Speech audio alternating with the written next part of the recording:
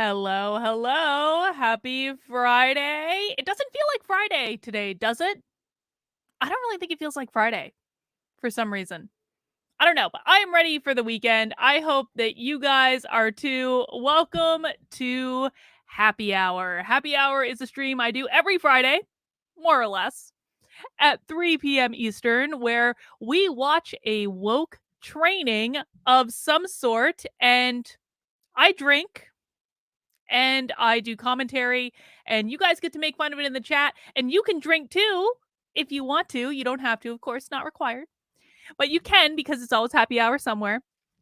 And if we're going to watch woke training, we might as well have as much fun with it as we possibly can. The goal of happy hour is so that we can see specifically what these people are actually saying, because the media reports one thing on both the left and the right. They report one thing that may not be an accurate reflection of the truth.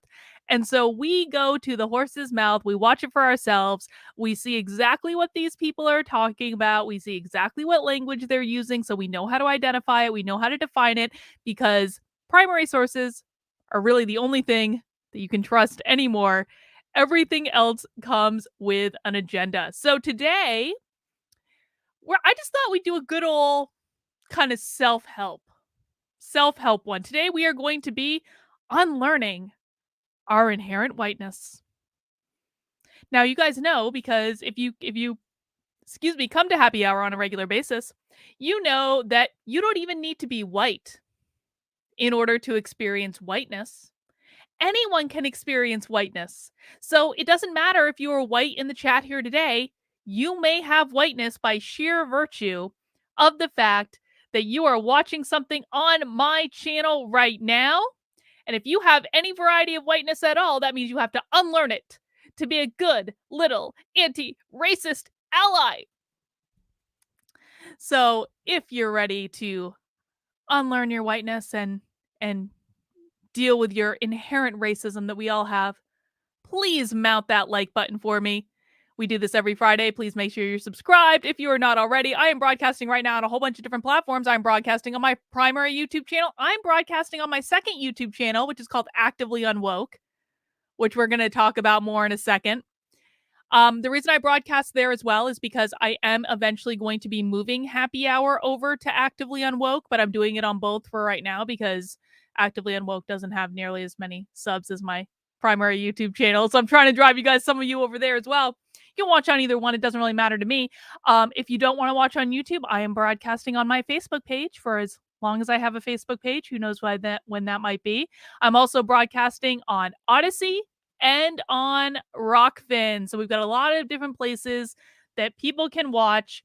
And guys, make sure that you're also subscribed to me on alt tech on places like Odyssey and Rockfin, because who knows who knows when this YouTube thing will come to an end. But really, one of the most important things you can do is to make sure that you join my locals community. Locals is the thing that makes all of this possible. Now, Locals is free to join. If you just want to go to kb.locals.com, the thing on the ticker down below, you can join for free. You can see what's going on in the community. You can see some of the things that we're posting and talking about. Locals is the only uncensored place on the internet, the place where we can be ourselves. We don't have to worry about the overlords coming in. So make sure you get into the community. And if you want to support the work I'm doing, the very best thing you can do is to become a supporter on Locals. Now, I know some of you like to become like a channel member on YouTube, or you like to do things a little differently, and that's all fine. And I, of course, do appreciate it all.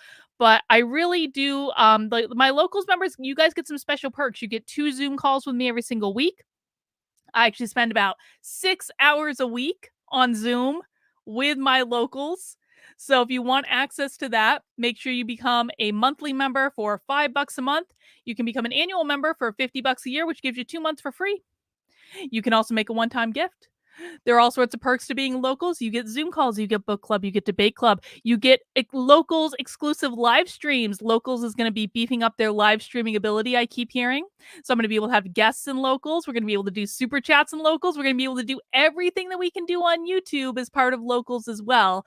So that's going to be really awesome. Definitely make sure you join if you haven't already. Now, I mentioned my second YouTube channel, Actively Unwoke, because literally like 15 minutes before this started, I realized that my forthcoming book has gone on pre-sale because my publisher does not communicate with me, which we'll be talking about later, publisher. But that's okay because the book that I worked really hard on, and basically it felt like I was birthing a child, if I'm honest, is now available for pre-order on Amazon. I believe it's also available for pre-order on Barnes and Noble, but get it on Amazon. Just get it on Amazon. I know they're the evil overlords, but they're all evil. And I don't know. I that would be my preference. So I've linked the link to the pre-order in both the description. It's also pinned to the top of the chat on both on both my YouTube channels. So Actively Unwoke is a book that basically what I try to do is a couple different things. Number one, there are several chapters in it that are just decoding the woke. If you're a regular on Happy Hour, you know that these people speak in code and they don't always mean what they say. And so sometimes we have to do a little decoding. So what I try to do is basically I try to kind of take, like, James Lindsay does a really good job of this, but I think that James Lindsay still is a little bit too much to translate to like the average person. So I took the good work he's been doing in terms of like making sure people understand where all this stuff is coming from, and I tried to dumb it down even more. I made it even more simple. I think I did a pretty good job. I think that I know it aligns with everything he's been saying and teaching, but I really wanted to give people kind of an introductory guide. If they're just waking up to all of this, I wanted to give them a guide to help them understand at a really kind of like high level what is going on. What do some of these terms mean? What is the oppression hierarchy? Why is everyone why is everyone doing all this crazy stuff? So I broke that down, and then the whole rest of the book is basically like case studies of people fighting back. It gives you guys ideas for things you can do to fight back, whether that be in schools or corporate or government or all of these things. I also have a couple chapters in there on what to do if you get canceled, self-care when fighting the woke. I'm really happy with it. I'm really excited about it. I love the cover of it. Doesn't the cover look cool? So guys, make sure you pre-order my book. It'll be out next April. I know I wish it was coming out soon. I know, but this is just the way it works. Okay? This is just the way publishing works. So it'll be out in April. We'll be talking a lot about it leading up to it. Nick H says, I'm finally drinking a beer during happy hour. Yay, Nick H! Honestly, that's amazing. Okay, guys, if you're drinking a beer or whatever else, chat in what you're drinking. I have a couple beers right here. They're the same one. I actually had this beer last week for happy hour. Hang on, let me get my thing. I actually had this beer last week for I didn't drink it during happy hour though, and I kind of left it in the fridge, and then Victor drank it and he was like, "Colonel, it's like a really good beer." So hang on. Rah. So the beer that I'm going to be drinking today is a Smut Labs Snacksident. And it is a peanut butter and chocolate stout. And I actually had a preview of this last week, and it is a really good beer. It tastes like a milkshake. So that's what I have on deck for today. Let's get it in the glass so you guys can see. Grandma Nay's got a red, white, and berry Smirnoff. Sue M is being responsible with a protein shake.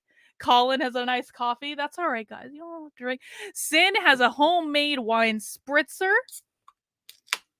Let's see what this looks like. Yeah.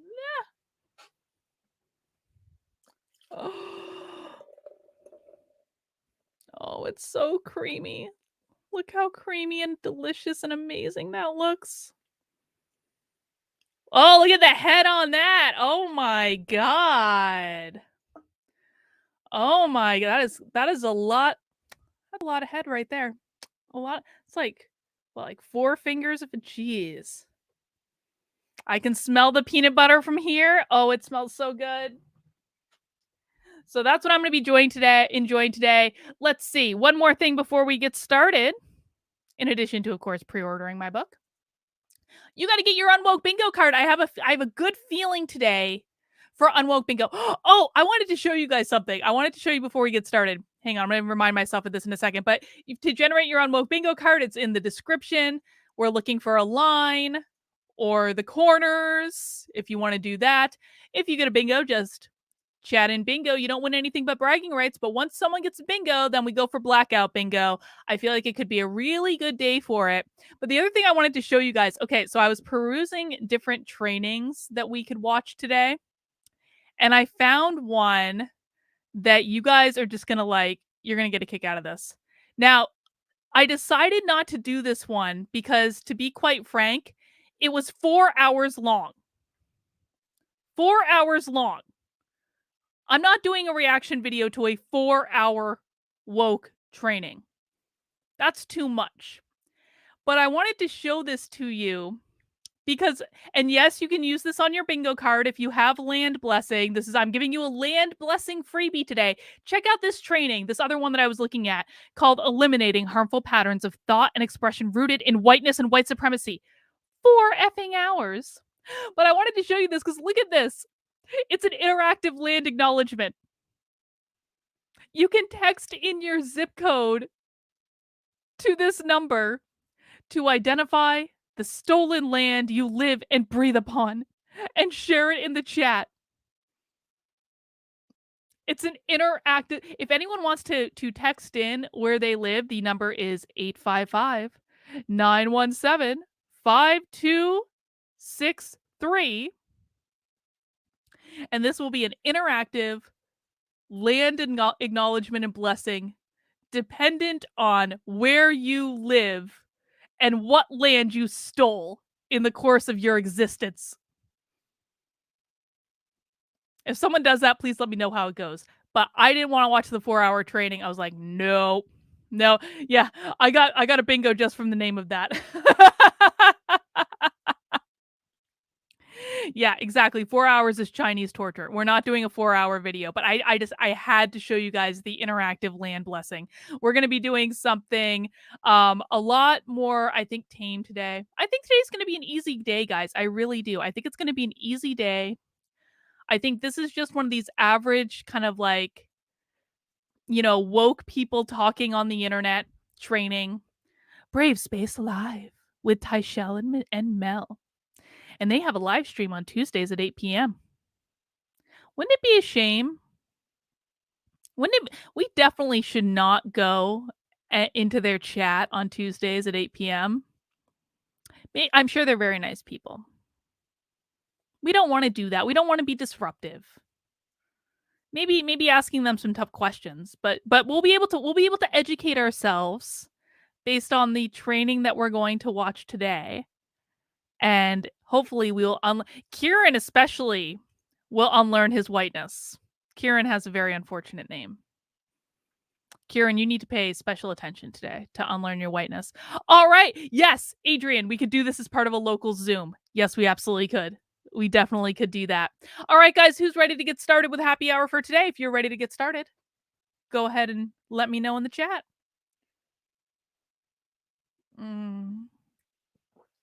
Oh, it tastes just like a milkshake. Oh, it's so good.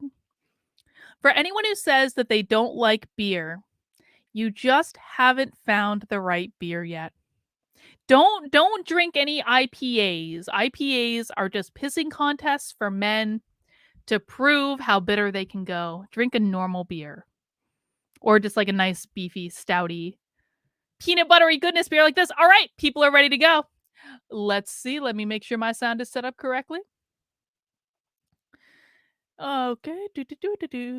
Sound is up and running. All right, guys, let me know if you can't hear it. Let's get started.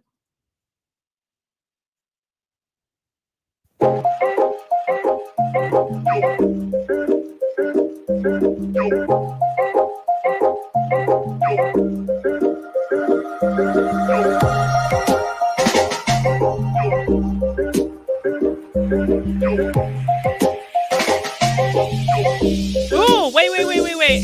Wait, what was that disclaimer? Hang on, I want to see what was in the disclaimer. Hang on. I need to pause on the disclaimer. Okay. The views and opinions expressed in the media and comments on this channel are those of the speakers and the authors and not necessarily... Okay, it's just boring disclaimer. I thought they might actually have like a fun disclaimer, but they don't. Boring disclaimer. Hey! Hello! Welcome, everybody. Yes, welcome, welcome. How are you? How are you? So, I'm Tashelle. I'm a diversity, equity, and inclusion practitioner and learning consultant. And I think this is the right? That's the This way. direction. It's opposite of what you think. Okay. I'm Mel. I'm an author and a social Pronouns. ethicist. So, welcome to Brave Space, where we'll be having some tough conversations Wait, wait, around wait. A social ethicist? What the hell is a social ethicist? What is it? Does anyone in the chat know what a social ethicist is? Oh. Justice says, I told you they were conflating ethics and social justice. Of course, I mean, this is actually a really fair point. They're conflating ethics and social justice. What could possibly go wrong? anti-oppression and communal healing. And today we're going to be talking about unlearning whiteness and white folks doing anti-racism work. What does that look like and how is it done?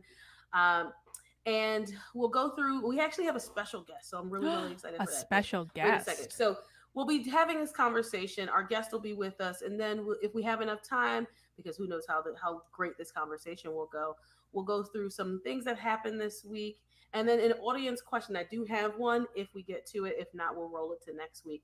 But our special guest for today is Jolly Good Ginger. I know you've all seen him all over TikTok. And when we asked him for a bio, he gave us the shortest bio possible. And I love it. He was like, I'm from the mountains of North Carolina. I was raised with the Confederate flag in my front yard. And now he works to combat racism by seeking to educate white America, and we'll have to really talk about that and what racism is and how we pass it along to our children. So, if you can help us in welcoming our guest, Jolly Good Ginger. One of the reasons Woo! I wanted to do this training is look at this guy. Look at this guy. He's got an anti-racist shirt on, but like you know this guy is going to come out with some gems in the course of this webinar. Hey, Welcome to the show. thanks for having me. Thank you very much. I'm happy to be here. Looking forward to the conversation. Yeah, Absolutely. us too. So we wanted to get into this conversation, and I really want to hear about you all's backgrounds. As you're doing this work as white people. Oh, he's what does that absolutely look like? going to But admit to being a but more racist. importantly, 100%. where do you come from? How do you do this work? And I'm gonna, like last week when we had a guest, I'm gonna take a little bit of a backseat this week and be, lobbing some questions at our folks and engaging in the conversation. Do we think that Tyshell is going to take a back seat in the course of this discussion? Yes or no in the chat. Let's get some betting going. Do we think that Tyshell is actually going to take a back seat in the course of this discussion? My guess is no. But I could be wrong. Always got to keep in mind, got to keep an open mind. Could be wrong. Oh, you watch his TikToks? Excellent. I have no idea who this guy is. I don't use TikTok. I don't know. I don't. Yeah, people agree with me. Like, no, we don't think you're going to take a back seat. We'll see. That way, not completely out of the conversation, but I really want to get to hear from you all how you do this work and how you unlearn whiteness. So, Jolly, if you could tell us a little bit about your background and what brought you to this point in the work. Yeah, sure. I mean, as you said, I am from the mountains of North Carolina. What's unique about the kind of I'm from Western North Carolina, and there's a lot of small towns in Western North Carolina. That's kind of how Western North Carolina is populated, small towns everywhere. And I was from one of those small towns. The mountain I grew up on shouldn't probably even be called a mountain. It was more like a hill, but it was Crowder's Mountain, and I just a typical rural area, predominantly white. Everybody in my neighborhood's white. That's all I know is white people. Yes, there was a Confederate flag in my front yard. That's what I knew. That was life as I knew it, right? Racism was casual. What does he mean by that? The N word was casual. Oh, that well, was that just, it wasn't that that you is a little referred bit to a black racist, let's person be as honest. N word when you're angry or, want to make a point. That was just a descriptor, right? That's just how you refer to black people. But like, okay, so here's what I don't understand is like, there's legitimate racism in the world. Karen and I spent several weeks looking into this white positivity movement. And that's not even like the worst stuff that exists. And I came out when we did the article about like the term anti-white whenever we did that like a couple months ago, maybe. We had to watch this stuff for like several weeks to do this article. And the reason I say that is that I came out of that looking at all this woke stuff and being like, these people have no idea what racism actually means. Because when you compare like real stuff to what they're talking about, it is two completely different worlds. And again, I wasn't even we in the writing of that article, we weren't even really looking at the bad stuff. Like Kieran has looked into much more of like the bad stuff than I have. Thank God. But like just to compare the two, it's like two night and day different things. And so when he's talking about growing up in, Western North Carolina where the N-word was thrown around willy-nilly, and then he wants to come in and talk about the type of racism that I suspect these two women are going to be talking about. I'm like, dude, if you actually if you actually grew up in an environment with that much real racism, this isn't going to look real to you. It's not going to look real. Yeah, Karen says, FYI, white positivity isn't that positive. No, white positivity is not positive. Nick H says he is on track to apologize for his upbringing. Well, of course he is.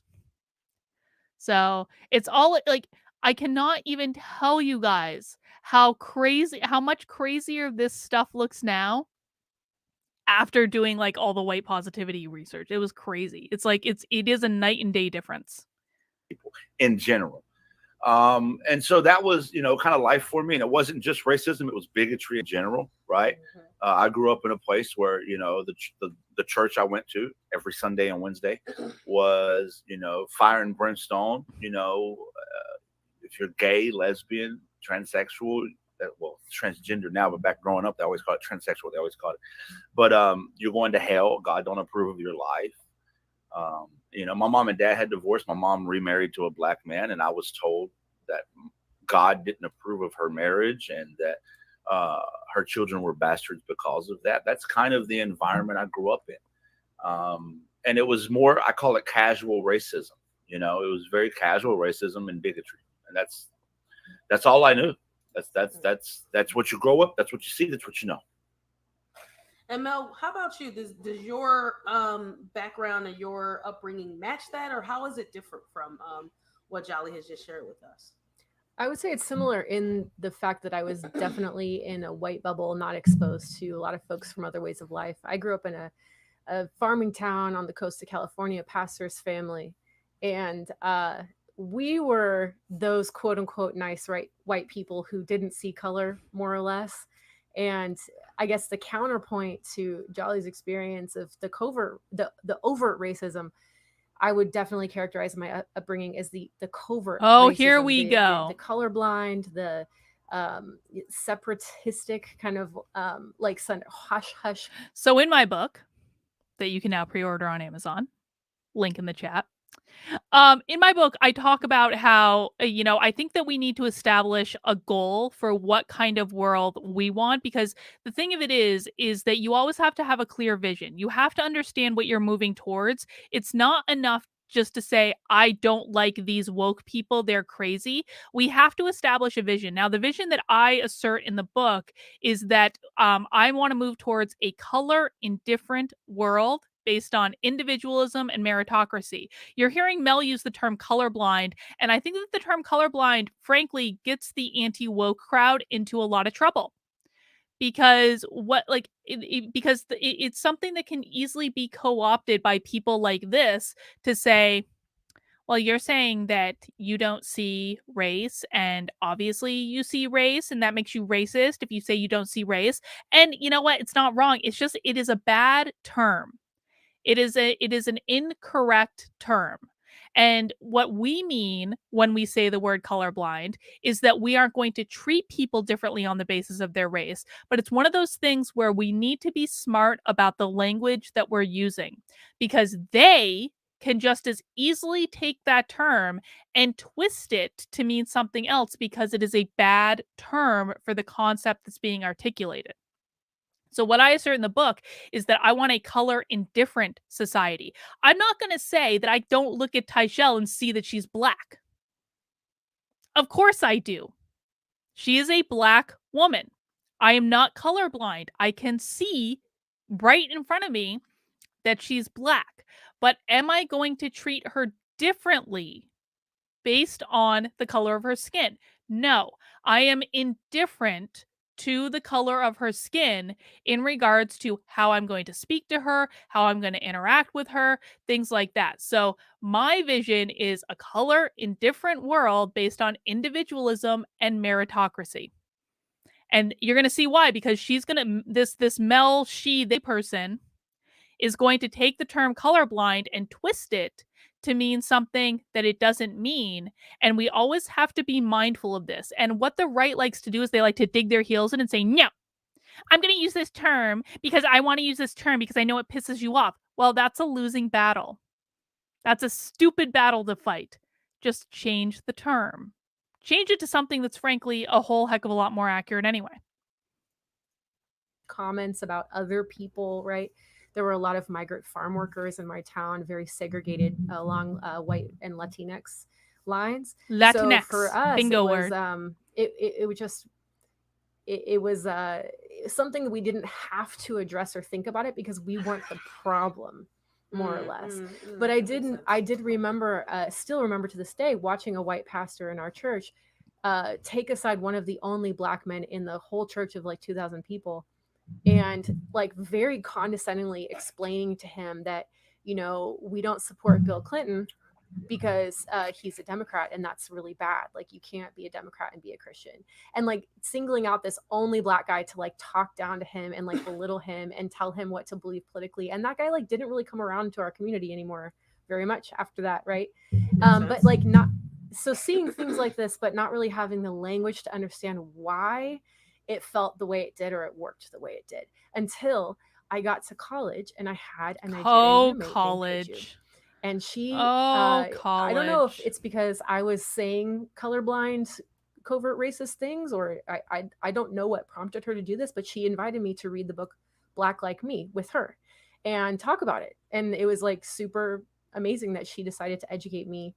And I'm glad that I responded as like a, you know. She's literally talking about how she was using a term that her college professor didn't like. And so the college professor invited her to an anti-racist book club to read a book about why she shouldn't be using that language and to educate her. This is what indoctrination looks like. And I'm not making the argument for people who might be new. I'm not making the argument that we shouldn't think about the experiences that people have that are different based on the color of their skin in this country. These are there are realities to race in this country that we have yet to reckon with. It is not a perfect state of affairs. It's simply not. And we don't do ourselves any favors by not acknowledging that. But fundamentally, the ideology that these people are pushing is going to create more racism, not less. It's going to create more segregation, not less. It's going to create more inequality, not less. I don't disagree with everyone of every race should have the same opportunities and should be treated well. I strongly doubt that anyone in the chat disagrees with that either. But that's not what these people want. These people want a world built on equity. 19-year-old who didn't know much about the world, that like I actually read the book, right? So that was really one of my first initiations, is having someone walk through this with me and teach me, even though I didn't know this is what I need to learn. So would you say, Jolly, would you say like I know you talked about your mom getting remarried. So was that kind of like your initiation to being like, wait, was what I learned right? How did that work? You said your mom got remarried to a black man. So I get asked that right. I get asked that a lot. Like, what was your turning point? And I'm hesitant to say turning point because it's deconstructing and unlearning racism is a journey and a process, and we must still be doing it. You know, so there was no point. I don't like to talk about a point, but there was definitely some highlights along the way, right? And so the story there is my mom and dad divorced when I was 3 years old. My dad was already racist. My mom can tell you. My mom, for the most part. Well, first of all, let's be clear. My dad. What does he mean when he says his dad is racist? Like, what a thing to say about your father.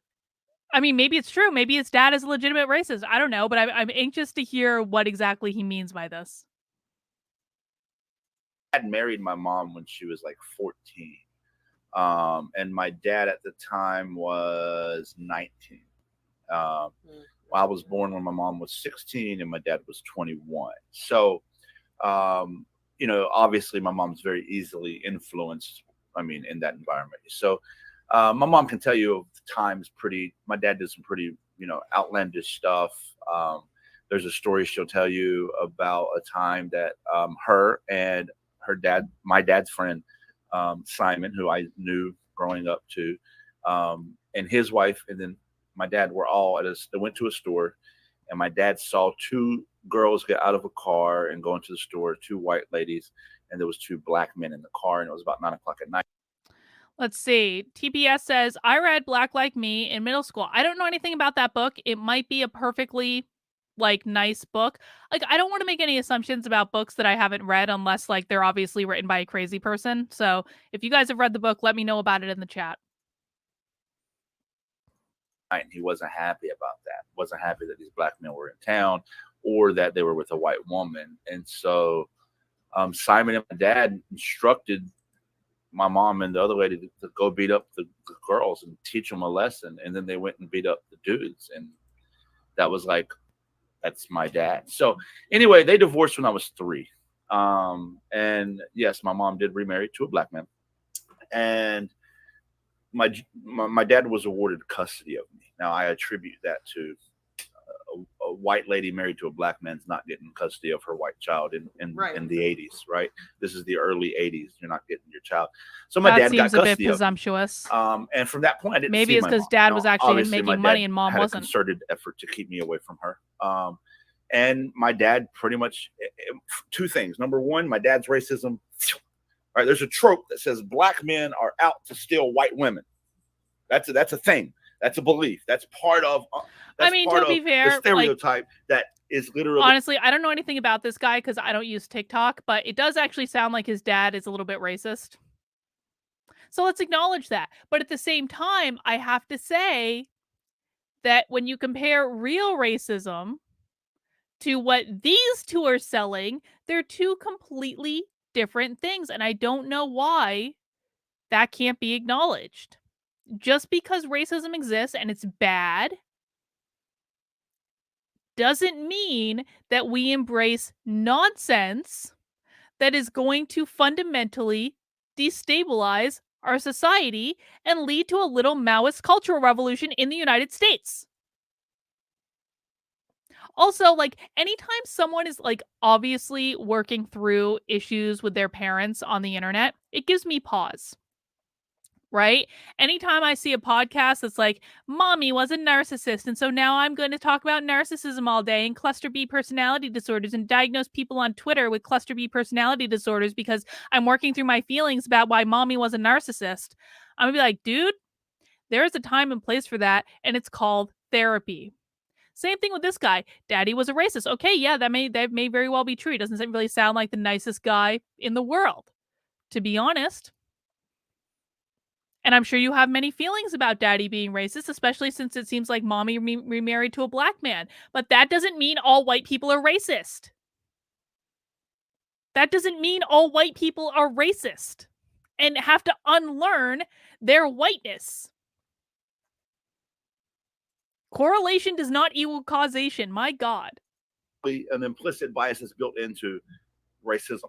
Absolutely. So now, my dad's wife really did marry a black man. What do you have? You have all my dad's friends, everybody around the mountain saying, dude, she left you for a black man. Now, let's be clear. They weren't saying black man there. Right. Thanks, Adventure Nine. That's a nice version of what they said. Correct. Yeah. But that's what that was the conversation. They left you for a black man. And so now my dad's racism, if you can turn the burner up, right? It's peaking. And then on the flip side of that, he's telling me, lots of bad things about my mom. She's a horrible person. She's the devil on earth. Her marriage is not ordained by God. God doesn't approve of interracial marriages. That's not a thing. Therefore, at this time, she had a couple children with her second husband. Therefore, her children are bastards, right? And so this is what I'm being taught, and I believe that. Why would I? I mean, this is my dad. I don't question him. When I was 10 years old, my mom got visitation rights. She went to court, and I remember specifically my dad saying, "Hey, you're going to miss school next Wednesday. I'll just make a day up, but you're going to miss school because we're going to court." And I was like, well, "I don't want to see her." Obviously, I didn't want to see her. I hated her. Right. And went to court. Obviously, I didn't get a say in anything, and she was awarded visitation rights. And so I was pissed, man. I was mad. I didn't want to see her. And then the next Saturday came along, was the first visitation, and I had set in my mind, I'll make sure this woman never picks me up again after today. So I've got a comment over on Rockfin from May. I read Black Like Me, and it's a perfectly good book. The author could never do what he did in 2021. He'd be demonized by the woke leftists. I don't know what that means, but, that's good to hear that it's a perfectly good book. And so what she decided to do was to take me to a museum, a local museum that everybody knew about, as kind of a neutral ground. Let's not go straight to my house. Let's go to a neutral ground, which is smart of her. And I was just rude the whole way. So from the time she picked me up to the time we got to the museum, I told her everything. You're an N-word lover. All your children are N-words. God don't even approve of you and your bastard children. Regurgitating all that thing. Yes, this is 100%. real racism. And she was saying, like, that's your brothers and sisters you're talking about. And I would say, those little N-words aren't my brothers and sisters. That's what I was saying verbatim. I remember this car ride. It was a very traumatic experience for me. It was almost like I felt like I was being kidnapped. I don't want to be with this woman because I have been taught to hate this woman.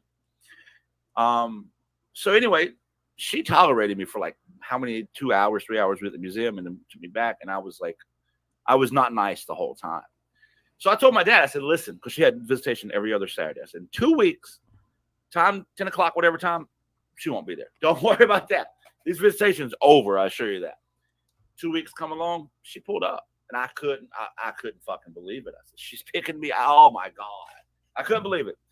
So she picked me up, and this time we went to her house. And she lives in an all-black neighborhood. She's literally the only white person in this neighborhood, and this is literally nothing I've ever been in my life. I'm from an all-white neighborhood. This is antithetical to everything I understand in life. So I go in, I sit on the couch, and I'm not interested in talking to anybody, whatever. And she's like, I want you to meet your brothers and sisters. And I'm like, I'm against this, but I don't say anything because I really don't have much control over the situation. My brothers and sisters come out at the time. There was 3 brothers and sisters at the time, and they were so. Black Like Me equals white guy who took melanin so he could live as black for a few months and see the difference in treatment in the 60s. Okay. And again, it's like, this is one of those things where I don't want to dismiss this guy's experience because I get it, man. Dad's a little bit racist. Dad raises you to see the world one way. This is a sad story. What he's telling right now, like, I'm kind of letting it play because this is a sad story. But if I'm looking at like the description of this book, the 1960s were a completely different time to what's going on today. And part of the point in this is that we have made progress. And, I would have thought we would have continued to make progress, except people like this are trying to implement these regressive ideologies that are literally going to bring segregation back. And I think that we need to be,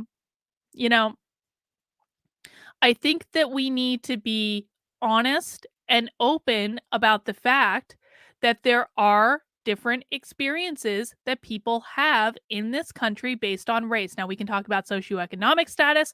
We can talk about fathers being in the household. We can talk about a lot of reasons for that, but that doesn't negate the fact that this has not always been a great place to live for people who aren't white. That is simply a reality. And I don't think we gain any points when we try to deny that. What we should say is that, have things always been perfect? No, absolutely not. But we reject all those things. I fundamentally reject what happened to this guy when he was a kid and how his father raised him. I don't think it's acceptable. I don't think it's appropriate. I am glad on some level that he woke up to the fact that this wasn't a good experience. However, that does not mean that all white people are racist, and it doesn't mean that all white people need to unlearn their inherent whiteness in order to be good people. So nice to me.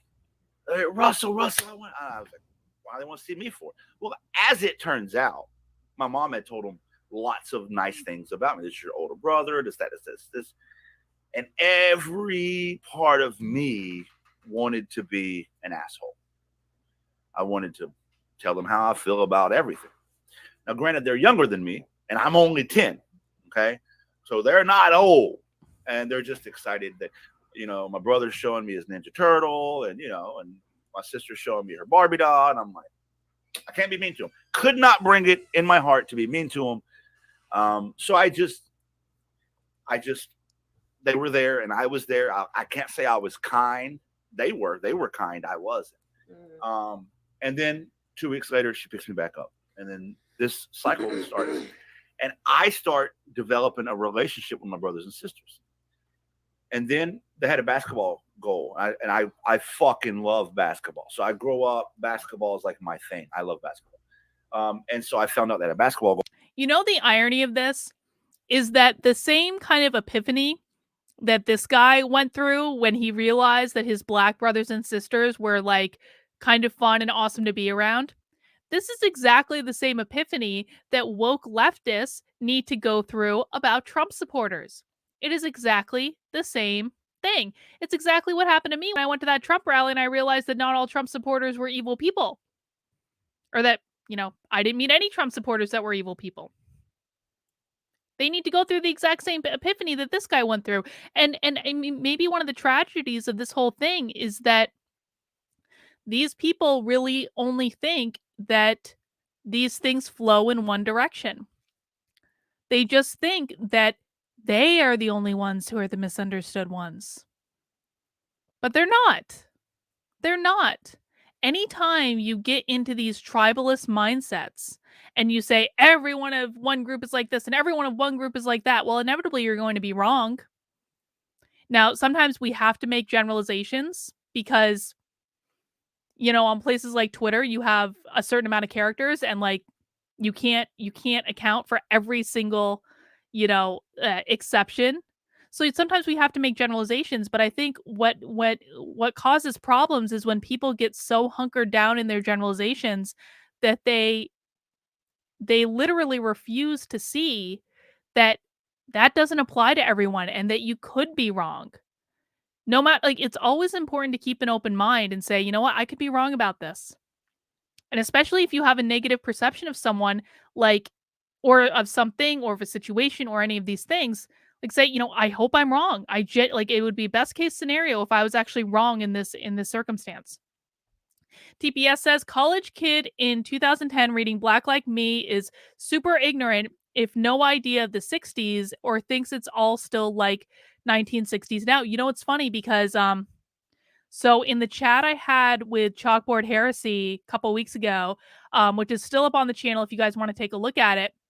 In the chat I had with Chalkboard Heresy, one of the things we talked about was that there were students in the school that he was teaching in who were turning in assignments with information from the 60s as though that was happening right now.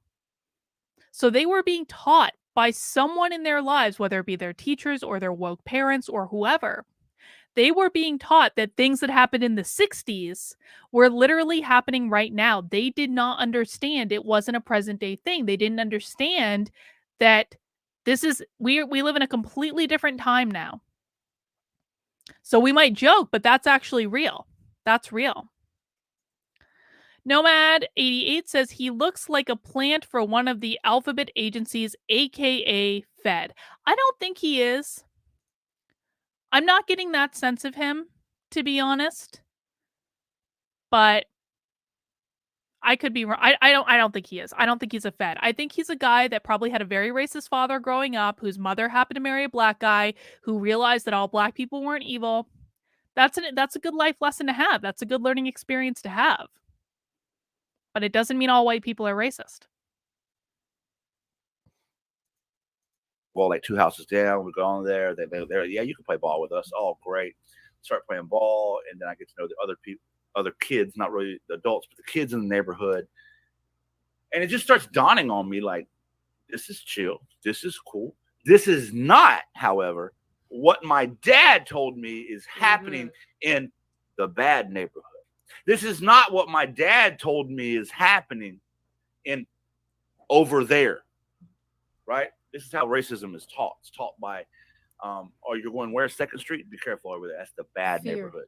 No, Yeah, that's just the black neighborhood, and it's titled bad, right? So now I reached a point. I'm probably at the time 11, and I have to come. I'm at this crossroads where I either choose what I see in front of my eyes, the reality in the bad neighborhood, or I believe what my dad's been telling me my whole life. As an 11-year-old child, I chose reality. I chose what's in front of my eyes. And I began this process of, quite frankly, a personal identity crisis. Not only am I prepubescent, right? Not only am I hitting puberty anyway, and life as a whole is a crisis. Now I've got this, literally we're talking about whiteness tonight. I didn't understand what being white was anymore. I didn't understand what being black was anymore. And I couldn't talk to my mom about it. I don't have that kind of relationship with her. I've known her all over a year, and I just stopped hating her. Can't talk to my dad about it. Hey, Dad, man, black people are not so bad. Let's have that fucking conversation. Not going to happen. So now I'm an 11-year-old child, zero adult guidance, trying to navigate a very nuanced, complex conversation of me and identity and race in America.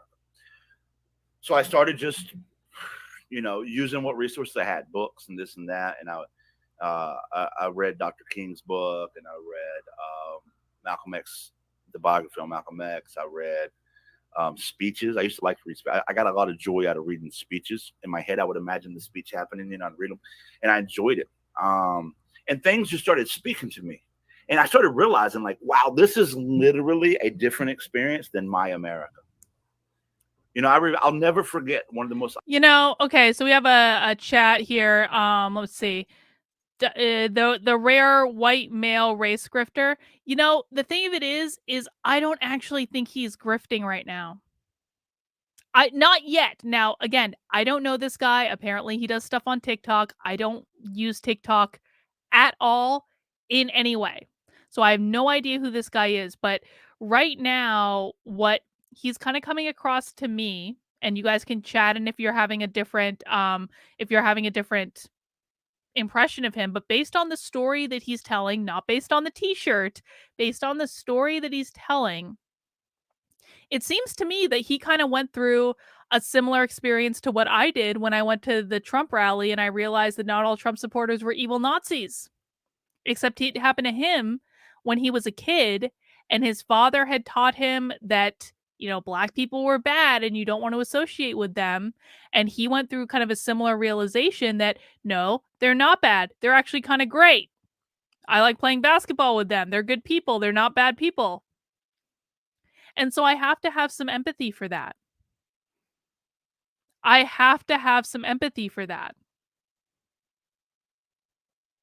And I mean, if you've never gone through an evolution like this where you viewed the world in one specific way, and then one day you find out everything about that worldview is wrong.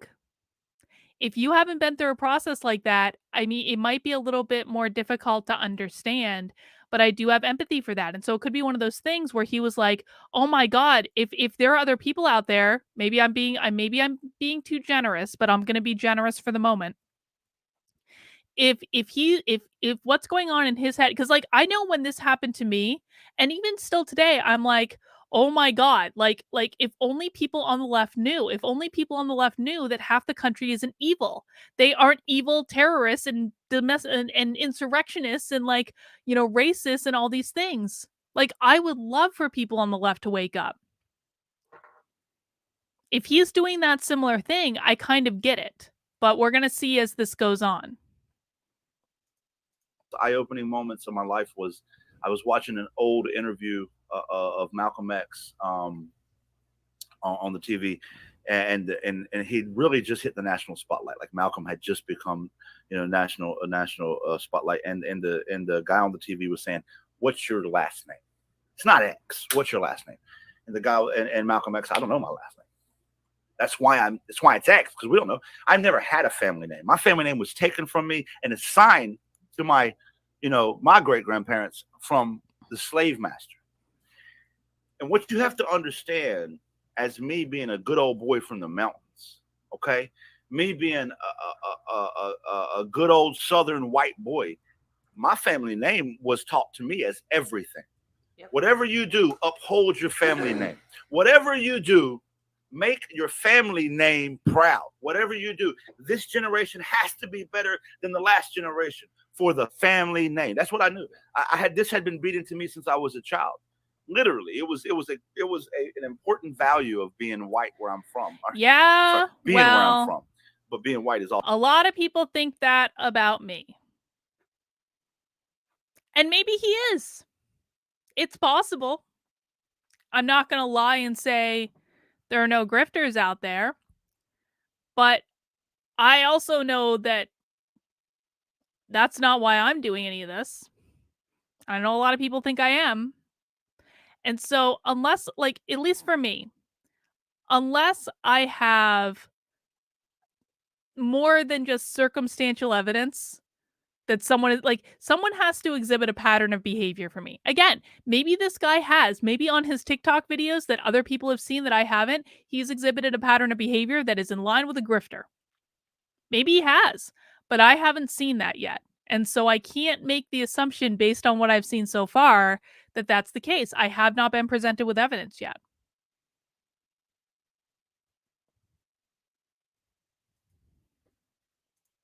Also true. But it was just your family name was everything. And then I'm hearing Malcolm say, I don't have a family name. I still remember, I had this epiphany, like, holy, this is two Americas. It's not a joke.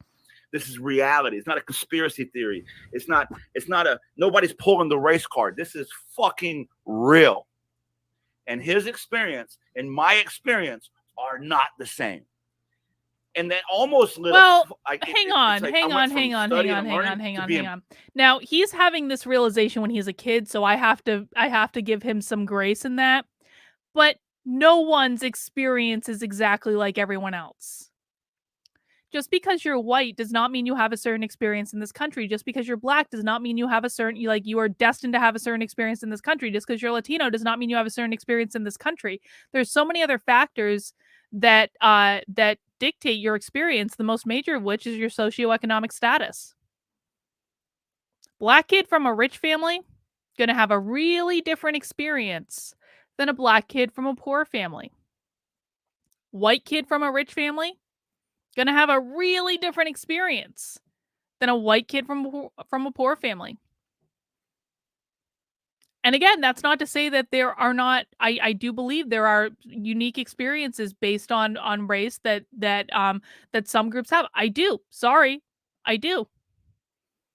But I don't think it's the most important thing, and I don't think that all groups have a similar experience by sheer virtue of their skin color or of their gender or of their sexual orientation or any of those things. We're all individuals at the end of the day. There are many different factors that dictate our experience in this lifetime. Not the least of which is our own perception and our own mindset. Pissed off. Then I was mad. Like, how dare you tell me to uphold my family name and then strip his family of his family name? What the fuck kind of bullshit is that? That's hypocrisy. And I'm mad. And so then I really dive in, and I started talking to some, I would talk to other members inside the community where my mom lived. Not so much my mom, again. I wasn't one of my mom for guidance. And I would talk to like these just older folk, older black folk, and man, they would just spit wisdom, and it's like, damn, that's deep, you know. And I would listen, and I just started, you know, and I would get pissed off. By the time I was 15, I was so pissed off. I told my dad. Well, what happened was my dad's second wife. I don't call her my stepmom. She treated me like shit. Fuck her. But my dad's second wife. We're driving down the road by the store, by the grocery store, and she was telling a story about a black person, and she said that N word, and I said, "Don't say that in front of me no more." She said, "What? Say what?" She didn't even know she said it, right? I said the N word. Don't say that in front of me no more. I don't want you to say it no more in front of me. She goes, "Who the fuck are you to tell me what I can say in my car?" I said, "Then park the car. Let me out. Get me out of the car right now." So she took me at my word, called my bluff as it were, pulled over, and I got the fuck out. And she took off, and I started walking. She got home. My dad's, you know, where the hell's my son? And she's like, well, I dropped the little smart ass off and could walk home. So my dad came and picked me up. How's your problem? I said, Dad, I don't want nobody to say that word in front of me no more. And he goes off, you know, you're not going to tell me what the hell I'm going to say in my house. And, you know what I mean? And me and my dad got into a physical fight. I lost by a lot, right? This was not like me. This was not my coming out, and this is not my moment. I lost, but I didn't lose. Mentally, I fucking won, because now people knew where I stood on it. You know what I mean? You stood up to him. Yeah. Yeah. And I stood up to the idea. I stood up to, and he used it. He would purposely use it after that, stronger, you know, emphasize the mission. Motherfucker, you're in my house. But I didn't care.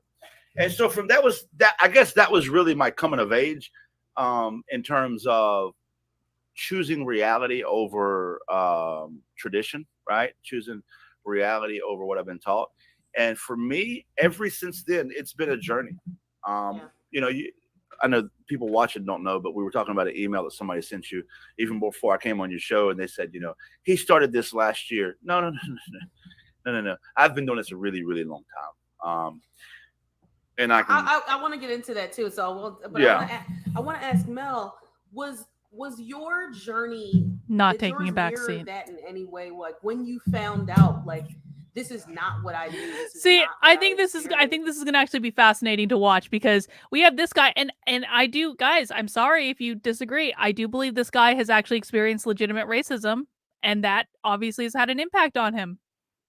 And I can understand rebelling against that. I'm not opposed to anything he said so far, to be really honest with you.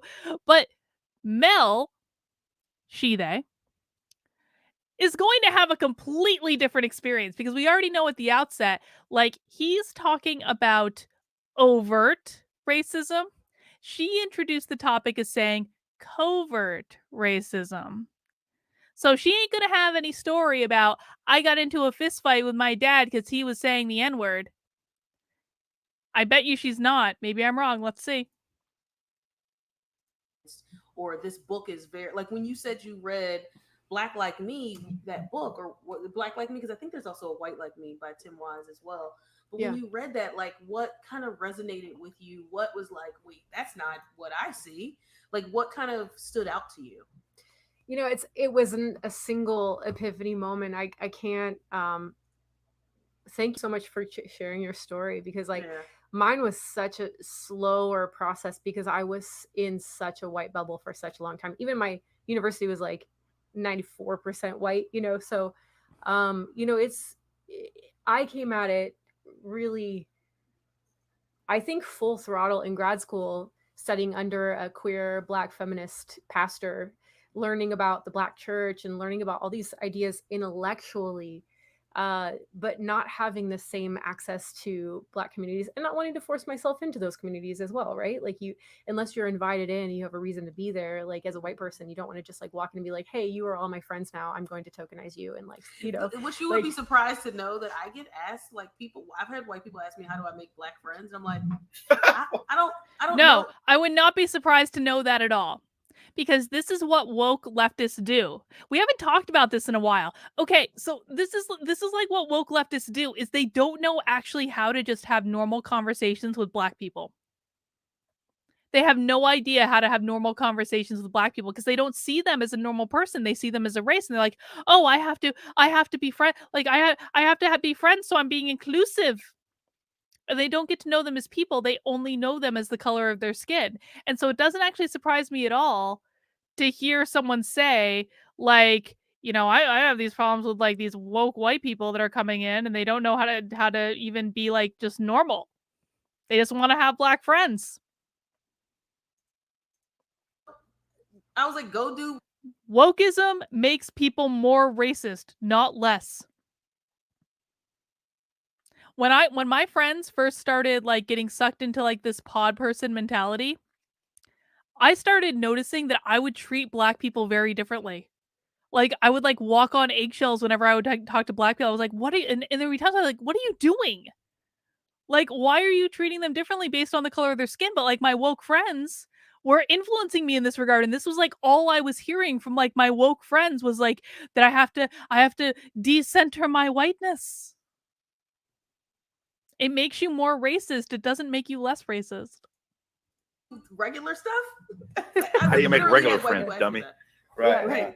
Well, we live in a segregated country, so like to such an incredible degree still to What? this day. So we live in a segregated country to such a degree still to this day. Where does she live?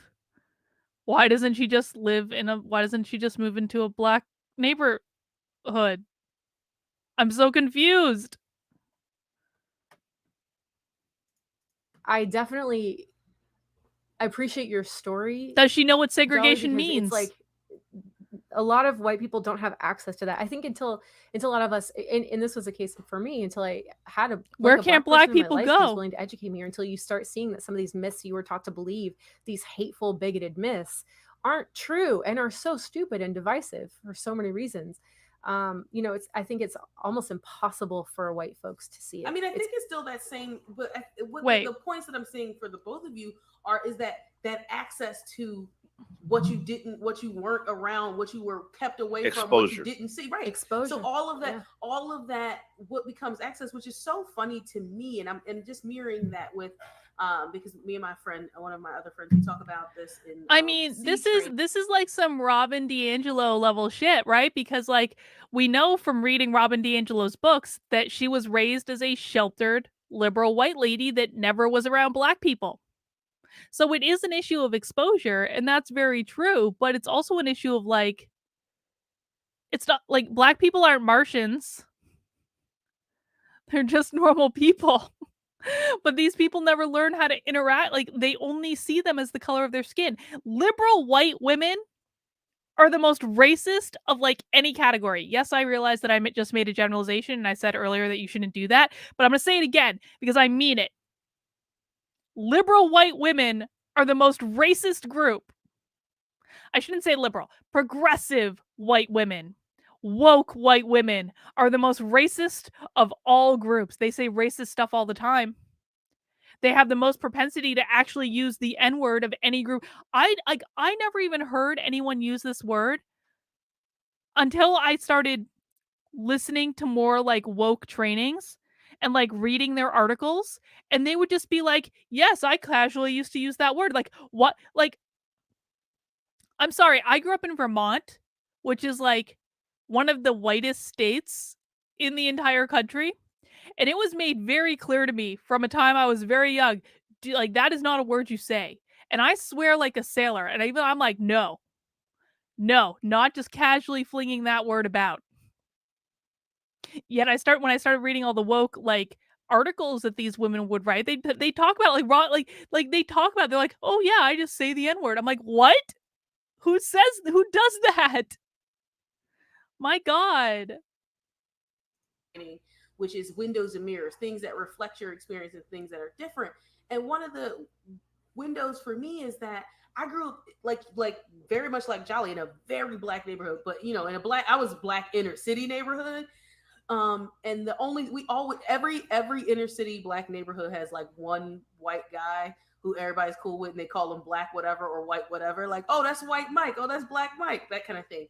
And I grew up in black high schools, black middle schools, black elementary schools, but we always knew white people existed. We always knew that white people, like we knew how to act around people. So it's funny that you both say that, because what it mirrors for me is me going through college and having to learn about my own people, reading some of the books that you talked about, Mel, or some of the, black feminist thought books, reading Black reading feminism, Dr. like King. we watched last week. Everybody knows about when you go to a black Black elementary school, you know, we always get the big six in school. It's Black History Month. Let's read those same big six, you know, people, Rosa Parks, without learning about Claudette Colvin, who came before Rosa Parks, that kind of stuff.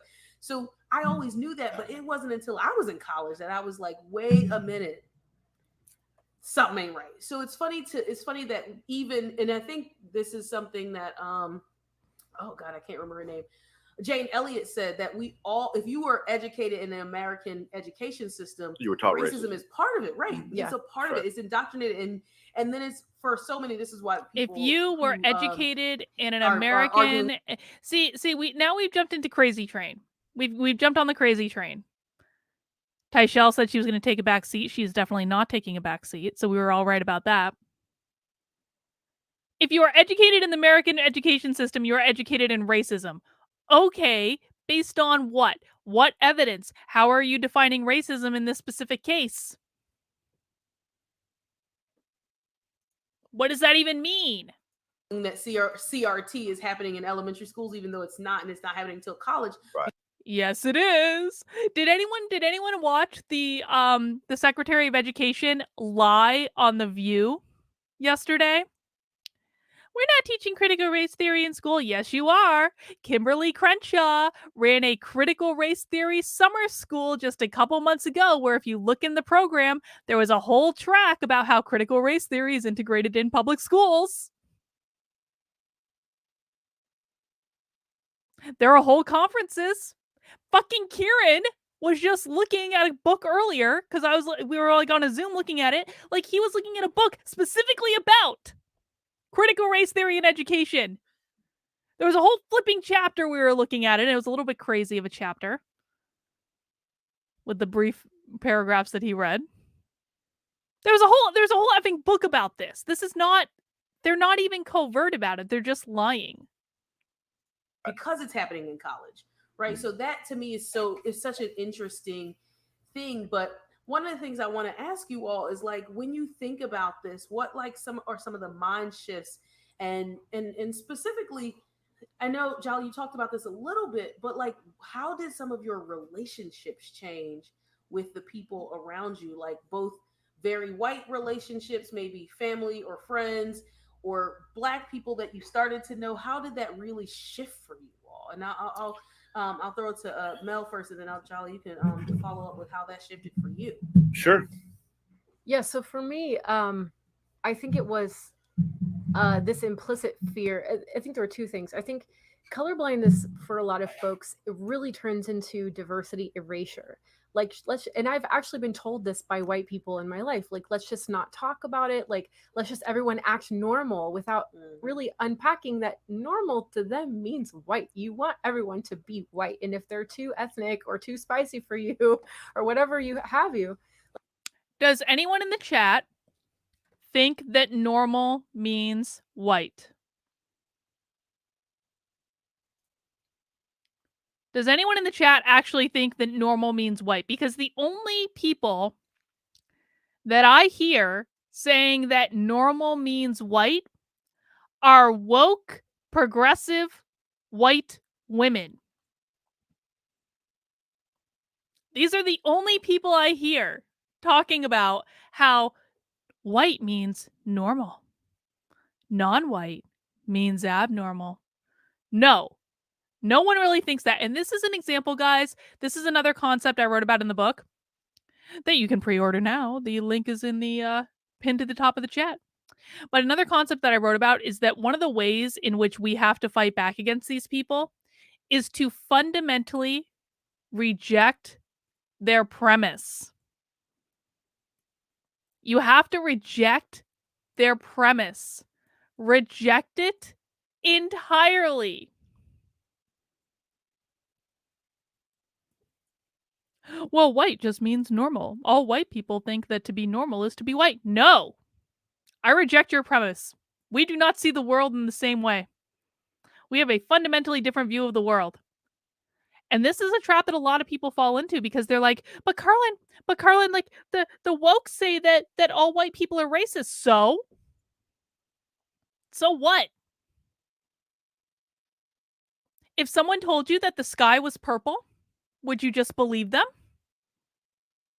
If someone told you that snow falls in the summer, would you just believe them? No, you would say, no, that's not right. If someone told you that a dog is a cat and a cat is a dog, would you believe them? No. Reject their premise. They're incorrect. They're making stuff up. What this woman just said is no different than someone totally committing to the fact, like, the sky is plaid. The sky has turned to plaid. I can see the sky is plaid. Can't you all say, like everyone thinks the sky is plaid?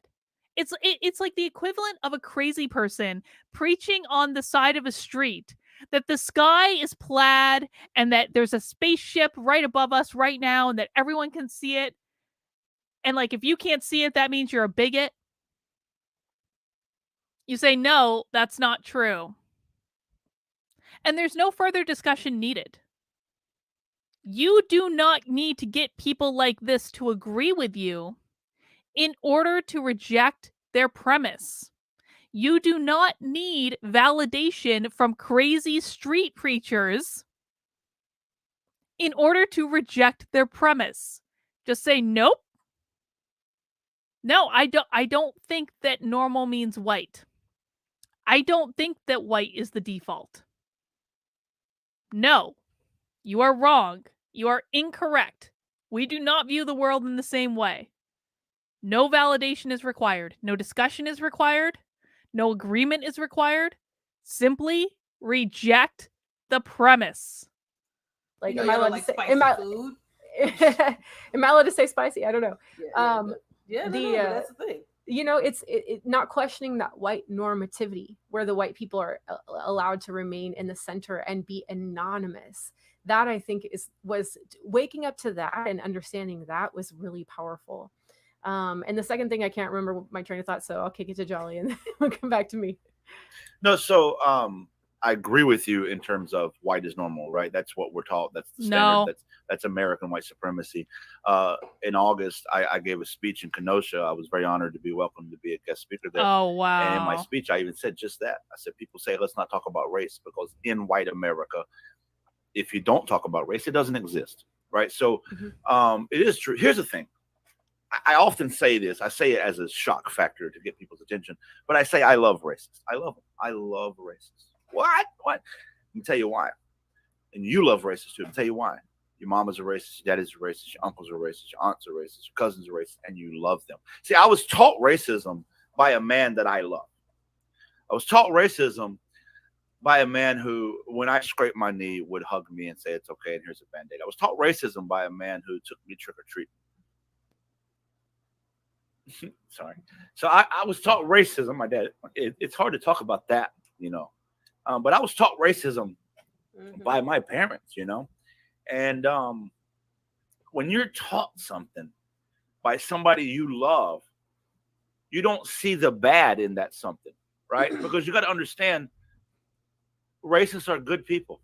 What? Yes. Because racism, we are people. People need to understand this is not a two-dimensional topic, and we are not two-dimensional people. We're not drawn on paper. We are complex, nuanced beings. A racist still loves their family, still wants to do good and contribute to society and fight for their country, as it were, and has a set of morals and values and ethics. But their racism is still inherent in them, and that is deadly, and that is toxic, and that kills people, right? So we have to separate the character trait. We got to separate the toxic reality of this existence from the person. White people hate being called racist worse than actual racism, because a white person has never. I mean, for me, like, calling me a racist doesn't even mean anything to me anymore, because the term is so overused that it literally, and this was streamed 3 days ago, by the way. This is a new video. This is not something that was like years ago. This was streamed 3 days ago.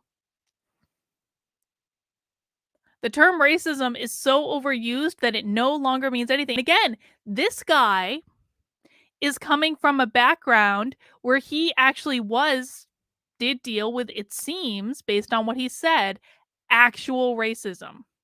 real racism. What he's saying is real. What this they, Mel, is saying is not real. She had a fundamentally different experience than this guy. Right? And so it's kind of like we have to be really careful to like tease this stuff out and be more nuanced and be more responsible about the conversation we're having.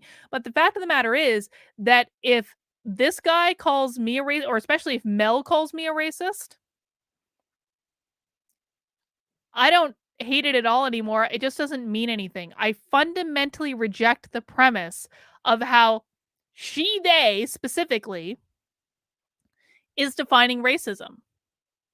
Now, how this jolly ginger guy is defining racism is it seems to be a little bit different. But if he called me a racist, I'd be like, okay, based on what? Based on the fact that you're white? Okay, I fundamentally reject that premise. What behaviors have I exhibited that tell you I'm a racist? What evidence do you have that tell you I'm a racist? What receipts do you have that tell you I'm a racist? Because if it's just about I'm racist because I happen to be white, fundamentally reject the premise. No, I don't agree with that worldview. Sorry. Gotta give me more than that, man. But don't be offended by it, is I guess the point I'm trying to make. Don't be offended by it. Because what you have to understand is when people like Mel, they call you a racist, they're doing it because they've been programmed to do it. She doesn't know any differently than this. This is what she was taught by people she trusted. So just reject the premise and move on. No, sorry, I disagree with you. No. TPS says, my parents do not equal your parents. Stop projecting. I mean, dude, wouldn't the world... Yeah, Daniel says this guy needs to get over his daddy issues. Our parents screw us up, man. That's everyone. Our parents screw us up almost totally and completely. And then we have to spend the rest of our lives getting over how our parents screw us up.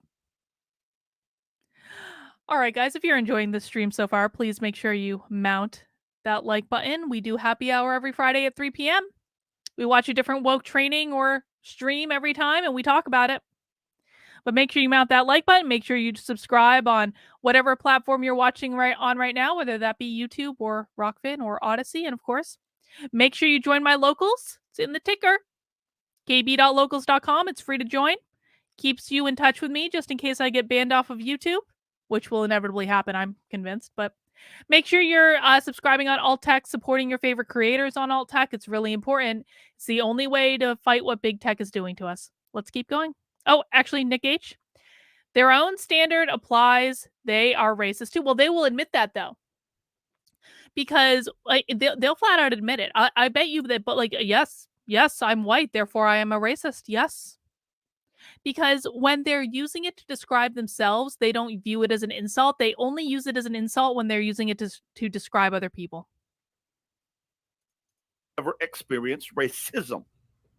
A white person may have prejudice instances, but they never experienced racism. Whereas every fucking time you go somewhere, you're going to be reminded that you're, whatever. In this case, you're black. Everywhere you go, you're going to be reminded you're black. A white person not going to be reminded they're white every fucking where they go. Maybe isolated instances. But they get called racist a lot. And I tell people this. How many people have called you a murderer last week? How many people called you a thief last week? Well, none. Nobody. You know why? You weren't doing anything to make somebody think you're a fucking murderer. So if everybody's calling you a racist, why? Right? So we got to... Who's everybody? Who's everybody?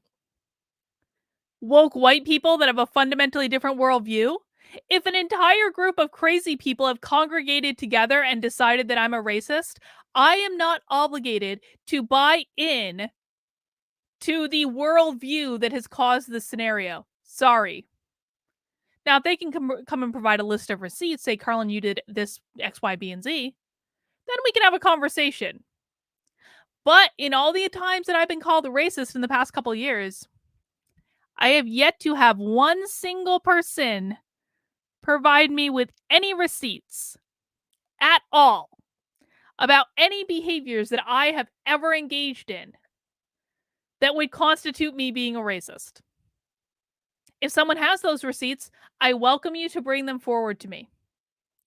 But barring those receipts, I am not obligated to buy in to a worldview of pod people who are incapable of thinking for themselves and looking outside of this paradigm that has been created mostly by college. Nope, not obligated to. Sorry. Just because you see the world in a certain way doesn't mean I have to see the world in a certain way. Separate the fact that my dad, if you ask anybody about my dad around the mountain, he was actually well known in the mountain for lots of different reasons. If you ask anybody in the community, if you ask other family members of mine, literally great, upstanding man. Literally, he was the go-to guy. Call him 2 o'clock in the morning. He's there. He's got your back. If we're driving on the road and somebody's broken outside the road, he's pulling over. We're fixing their car, no matter who they are, and no matter how long it takes us. We'll spend money to buy whatever part they need. One time on my Instagram, I posted a bunch of pictures of my dad, and people were like, "Whoa, I've heard a lot of stories about your dad, and that's not what I expected him to look like." And that's why I did it, because none of the pictures he was wearing a Klan hood, right? So you got to understand, these are still people, right, with complex relationships with other people, and they literally don't understand racism. Now, you hear me say all that and say, "Oh, here's a white guy making a bunch of excuses for racism," then you haven't watched my content, right? So I understand those complexities, but I believe in no safe spaces for racists, because I really feel like that's how you defeat it. You smoke it out. So how did my relationship change? I don't cut anybody off. I don't stop relationshiping with anybody, because then who's going to tell them? Then who's going to call them out? Then who's going to educate them if not me, right? So I maintain my relationships the best I. Hang on. It is not your job to educate anyone in your life. I'm not just saying that. Why would I cut off relationships with people? Whose job is it to educate them then? No, it's not your job, man. It is not. Life would be a much better experience for everyone involved if everyone focused a little bit more on their own lives and a little bit less on every other person's life. We are all entitled to have our own journey. We are all entitled to have our own experiences. And just because you don't agree with the way I live my life does not mean that it is your job to change the way that I live my life. If how I'm living my life is detrimental to me, then I'll know at some point. And yeah, I do believe if you're treating other people poorly based on the color of your skin, that is going to have inherent detriment on your life. But you're going to discover that at some point. Karma is a bitch. Karma will always come back and bite you. Every single day. And so people will always learn the lessons that they need to learn based on how they're living their lives. But it is not anyone's job to teach them or to educate them or to reform them or to change them. And I mean this, guys, like every single one of us has people in our lives that we disagree with how they're living their life. But it is a fool's errand to try to change anyone. You might want them to change. You might wish for them to change. You might hope that they change. There are so many people in my life. There are so many people in my life that I wish to God that they would change. But I have to allow them to live their journey. If I want to be able to live my life the way that I want to and to make my own decisions, then I have to allow other people the same thing. And it doesn't matter if I think that they're making mistakes. It doesn't matter if they're woke leftists, which many of them are. That's their mistake to make. It's their life to live. It is simply not my business. But out of other people's business. Like, the best thing that anyone can do for themselves, I think, is to find some acceptance with just who you are and the fact that you don't need anyone else to validate you. That's what people are really trying to do when they're trying to change other people. They're not saying, I love you and I want your life to be better. That's usually not what they're saying. What they're usually saying is, you need to agree with me in order to validate my experience. You don't need anyone else to validate your experience.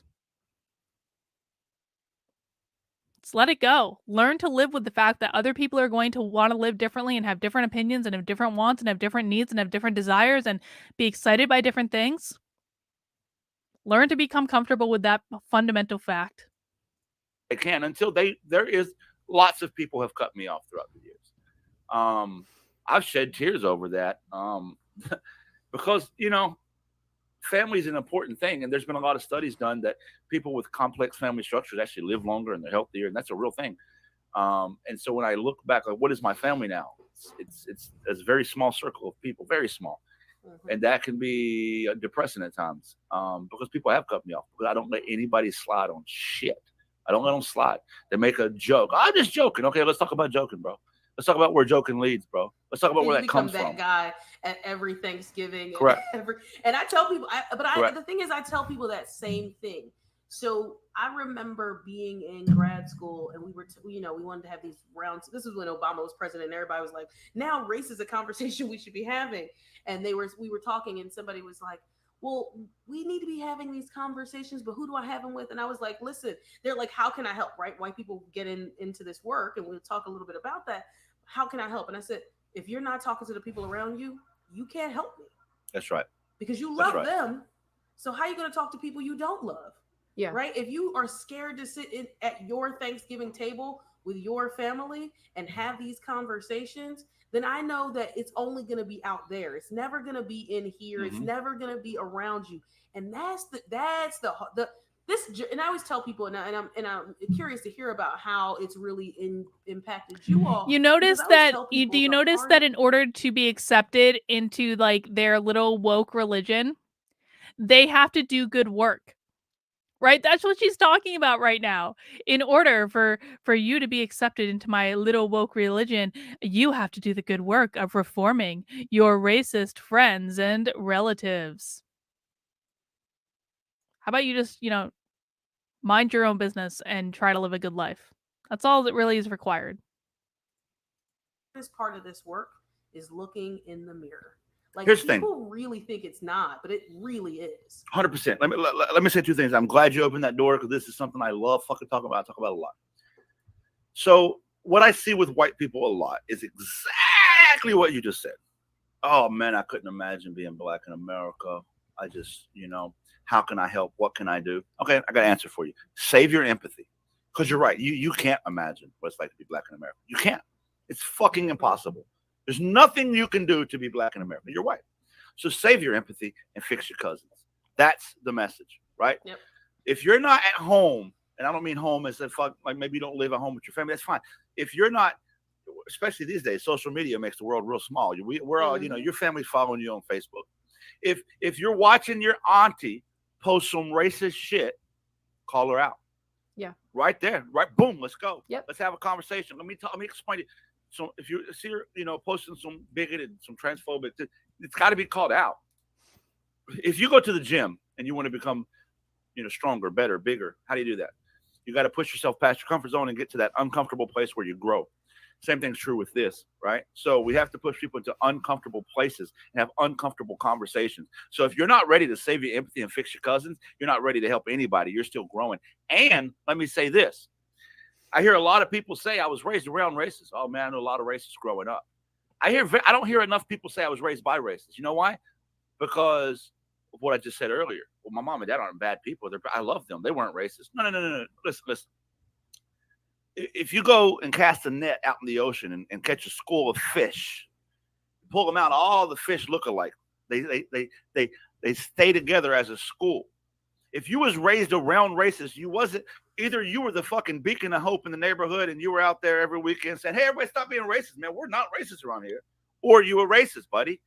Okay, your mom and dad was in the same neighborhood as racist. You were in the same school as racist. You were raised around them because you were them, and that's okay. White people have to be okay with understanding. White people think that being a racist or that accepting racism or accepting racist, I have racist ideas or racist, I've now marked myself as a bad person. Oh, yeah. It's not okay to be racist, but I see what you're saying. Like it's not okay to be racist, right? But it's okay to understand that you are. It's okay to admit it. because Correct. that's the first step in recovery. Yeah, the word Of that is anything. coming to mind of anything. Yeah, the Recovery? word that's coming to mind as like a kind of unifying theme in these stories. The first step to recover from being white is to admit that you are a racist. The first step to unlearning your whiteness and to recover from the color of your skin is that you have to admit that you were a racist. Please. Reject their premise. Is the word betrayal, like the betrayal of learning that this person you look up to is holding these horrible views, or that the person, like in my case, the community that I was raised in, the church I was raised in, had this absolute silence and this absolute complicity and just checked out, and would have this like once a year like racial reconciliation service where they would like get together with people of color and like pray and cry and like feel better, and that was fighting racism. But it was so shallow and so hollow, and so it's almost, I would say, more harmful, because you just think you can magically fix racism by saying some But magic that's the words. thing. You're fixing racism out there and not in here. In here, right, exactly. right. It's not your thinking. And this is what I tell people all the time, because what you talked about, Jolly, is what Robin DiAngelo calls in her book. Before her book even became a good book, she wrote an article called The Good Bad Binary. And white people see racists as people in KKK hoods. They don't see it as them. They don't see it as regular. So here is where they're going to talk about how Robin DiAngelo says all white people are racist, and it's not a bad thing to be a racist. It's not a bad thing. You just have to admit that, like, white people are just a little bit racist. And, if you view it as a bad thing, you're much less likely to admit that you're a racist. But if you view it as like, it's not a bad thing, just accept it. It's normal. It's normal for white people to just be a little bit racist. And if you just accept it and admit it, then you can start to unlearn your whiteness and you can start to recover from your inherent racism. Nick H says, assumption is the mother of all screw-ups. Ain't that the truth, Nick H? TPS says, do the work equals condemning other people's splinters. Once saved, always saved by labeling myself racist. Gain salvation by condemning others. Witch hunt. Yeah, you have to do the good work. You have to do the good work to access the kingdom of heaven, of the anti-racist heaven. Nick H says, Mel just described racial affinity groups as bad. Well, only when they're white. It's like until 2020, nobody even saw it in our education system. I'm gonna tell you something. Excuse that you just me? said on the money, and there's something I've said 1,000 White times. fragility came out in like something I believe in. 2018. White people see racism as a light switch. Okay, when you're a racist, the light switch is on. It's up. Okay. When you're not a racist, the light switch is off.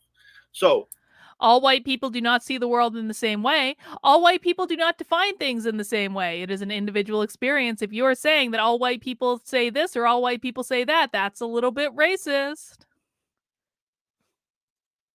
Light switch is on. How do I turn it off? Well, I talk to a black person. Oh, I have a black friend.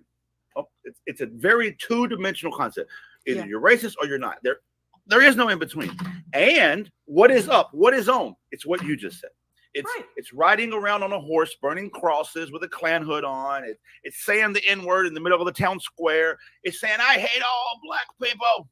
I got a cousin, real life story. I got a cousin who's racist as shit, but he'll tell you he's not. I'm not racist. If he heard me say this right now, he would want to fight me. He would want to physically fight me for saying he's a racist. How fucking dare I?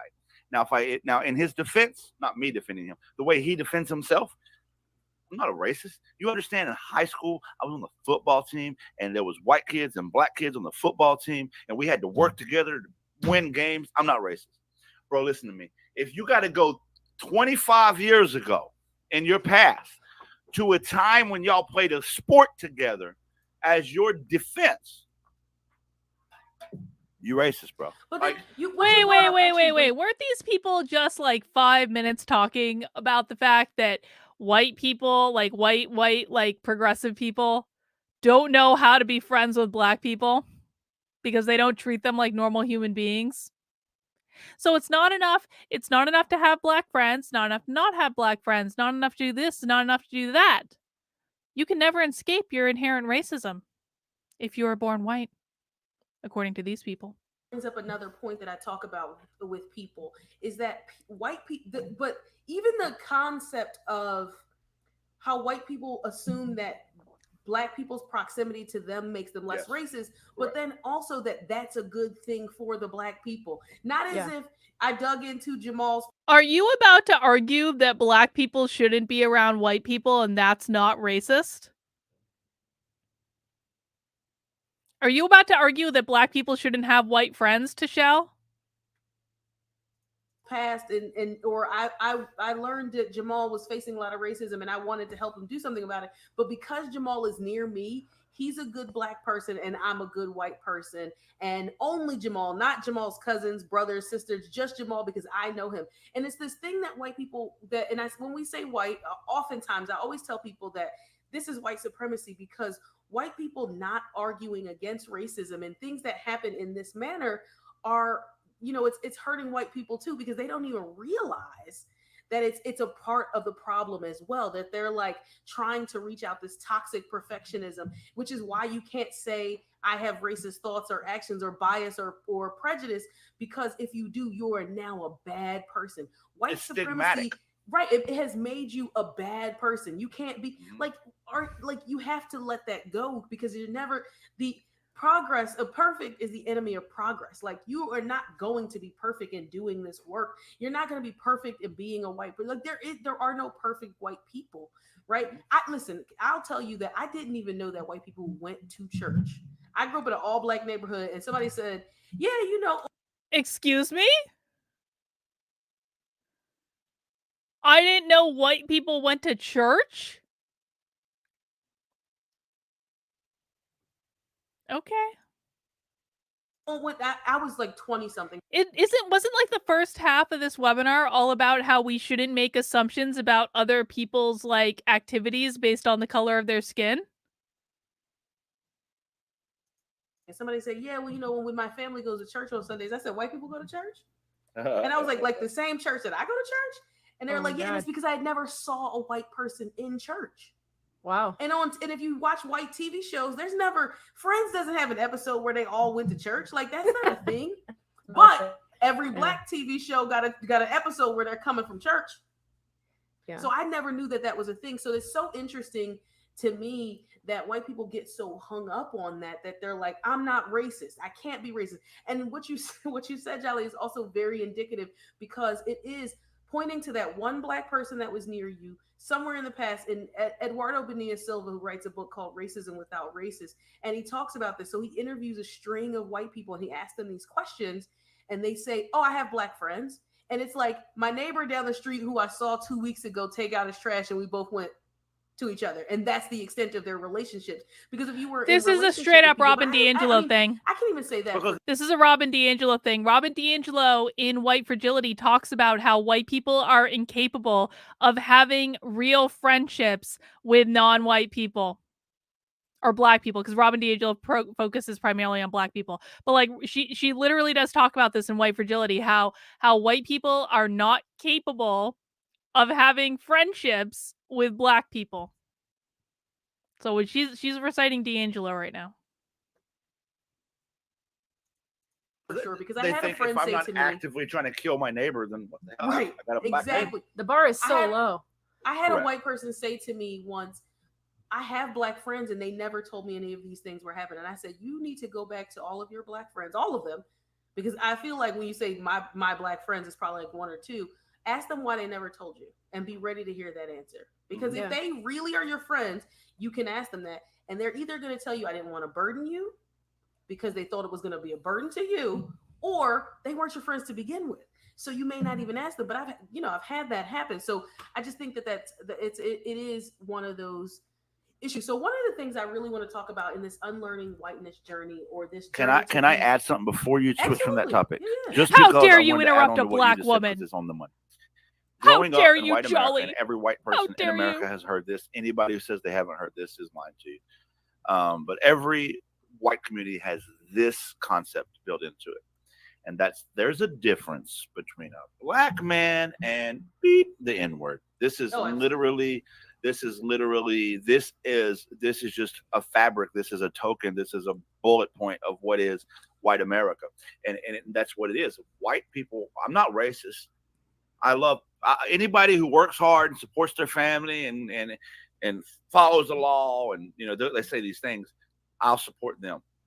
So by implication, what the problem with that ideology is, a black man's guilty until proven innocent.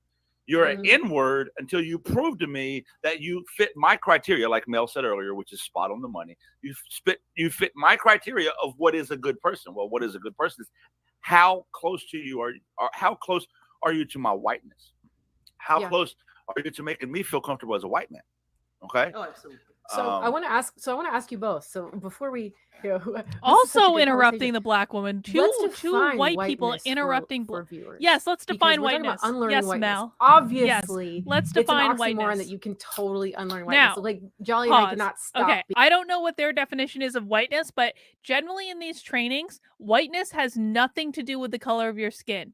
Whiteness, generally speaking, and I don't know exactly what they're going to say here, but generally speaking, when we're watching this stuff, whiteness has nothing to do with the color of your skin. Whiteness has to do with who owns the power structure.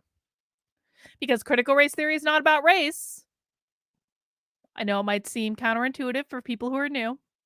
Critical race theory is not about race. What is critical race theory about in the chat? Critical race theory is not about race. It is about blank. Let's see what you guys have to say. I know there are people who know the answer to this in the chat. I know there are. Power! Adrian says. Brian says power. Jessica says power. Georgia says power. Rachel says capitalism, which is a good answer. Same as power. Sin says power. Reagan says power. Lois says power. Deborah says power. Genesis back control. Jaya power. World Shrugger power. Critical race theory is not about race. It is about power. They define whiteness as whoever owns the power structure. That's why if you're Latino and you happen to own a property that you rent out, you are a landlord. You are considered white under critical race theory. Why? Because you are a landlord. You have the power in the relationship.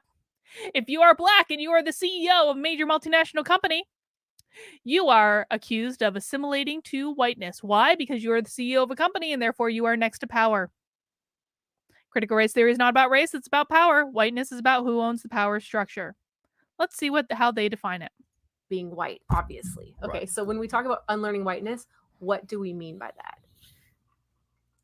I personally equate whiteness as the blanket that covers white supremacy, right? So without whiteness, you can't have white supremacy. That's not an answer. Exposed. Jolly. And I think that whiteness is the systemic norm that we've assigned to society, right? So the systemic norm. You can apply that to so many things. Like, so that doesn't mean anything. Let's talk about the workplace. And he doesn't know the answer to this question. He has not been like you know what? Like, this guy to me seems like honestly someone that maybe started from like a good place of like, I was raised in a really racist place with a really racist family and I don't want other people to be raised with racism. But he has not been fully indoctrinated into the cult of woke. He's not there yet. Like, this guy, I know this might seem hard to believe for people in the chat. I actually think that this guy is savable. Because he doesn't understand. He didn't say capitalism. He didn't say power. He didn't say any of like these Marxist things. I think this guy is someone that was legitimately raised with legitimate racism, real racism. Yes, it does happen. And he's trying to atone for that to work through his daddy issues. Okay, it's not good. It's not ideal. But he's not indoctrinated into their ideology. He's not. Because he's not giving the correct answers if he's indoctrinated into their ideology. That's why, yes, Just T, this is exactly right. That explains why he doesn't have pronouns on the screen. That explains it. That's correct. Hair, because how common is that a conversation? Is how your hair looks in the workplace. What's the norm? White people right? You're still White allowed to people legally hairstyles. discriminate Wait. against Black people in some states for certain hairstyles. There's white people. Well, there is white people hair. Like, let's be honest. Like, there is black hair. There is, but like, do I have an acceptable workplace hairstyle? Some would argue yes. Some would argue no. Correct. In the Yeah. military, it was the same thing in the military. I was in the Army for 13 years. Same thing. Let's talk about, what's normal. Etiquette, like how loud you can be. Right. I was going to say loud music, how loud you can play your music. Let's talk about, there's every aspect of what is unacceptable is what is anti-normal. White people can't play. Huh? White people play their music at a certain volume, and black people play their music at a dude. I see an awful lot of white teenagers driving around blasting really loud music out of their car. Those teenagers don't seem to know that they're not supposed to be playing their music at those levels because they're white. I'm just saying. What is normal? White. And that's how I see whiteness. I say all the time, I say white people this and white people that, and then the people in my comment section, you're white, right? That was your intellectual contribution to this conversation. That was it. That was what you. I get that one so much too. Right. Yeah. Well, Did you know you're white? Did you know? I'll go into the little bit of the academic background of it. So, and we talked a little bit about this last week about interracial dating, right? So the longest running racial law is miscegenation, 1664 to 1964, where Black people couldn't marry white people, right? But the thing that I say that links to this is that they had to come up with the term. They had to create the term white, because if there are European settlers, but from Spain, from Portugal, from Ireland, from Italy, this is where we call all of them, right? So this is where they're going to talk about how whiteness was invented in the United States. And what they mean by that is that prior to the United States, you would be referred to by like your nationality. So if like you were like from Ireland, or if you were from England, or if you were from Scotland, or if you were from Germany, or you were from Russia, or any of these things, like you would be referred to by your country of origin. What they're going to say is that whiteness was invented in the United States because we had this mishmash of people with all light skin coming to the United States, and then they started to differentiate between white and black for the purposes of building up a society that would maintain white people, so white people could maintain the power structure and keep everyone who is non-white down. That's what she's about to argue. Talk about what is whiteness. They had to come up with a term that linked all of these people together because whiteness is created for supremacy, right? Correct. It is the property owning class. Property owning class. Women, there it is. Because whiteness is the property owning class. Whiteness is about who owns the power structure. That's why critical race theory is not about race. It is about power. The minute that people understand that all of this is about who has the power, that changes everything. That changes everything. Because then, and Jolly looks a little confused here. He's like, what are you talking about? Like, I just want everyone I just want everyone to be treated the same. He's confused. Because he hasn't fully wrapped his head around this. That has nothing to do with race at all. It is about who owns the power structure. Women were property as well. For women, if a woman whose father passed down property to her married a Black man, then that property became his. And to stop that from happening, and then to stop people from getting legislative votes and things like that, they created the term white after Bacon's Rebellion.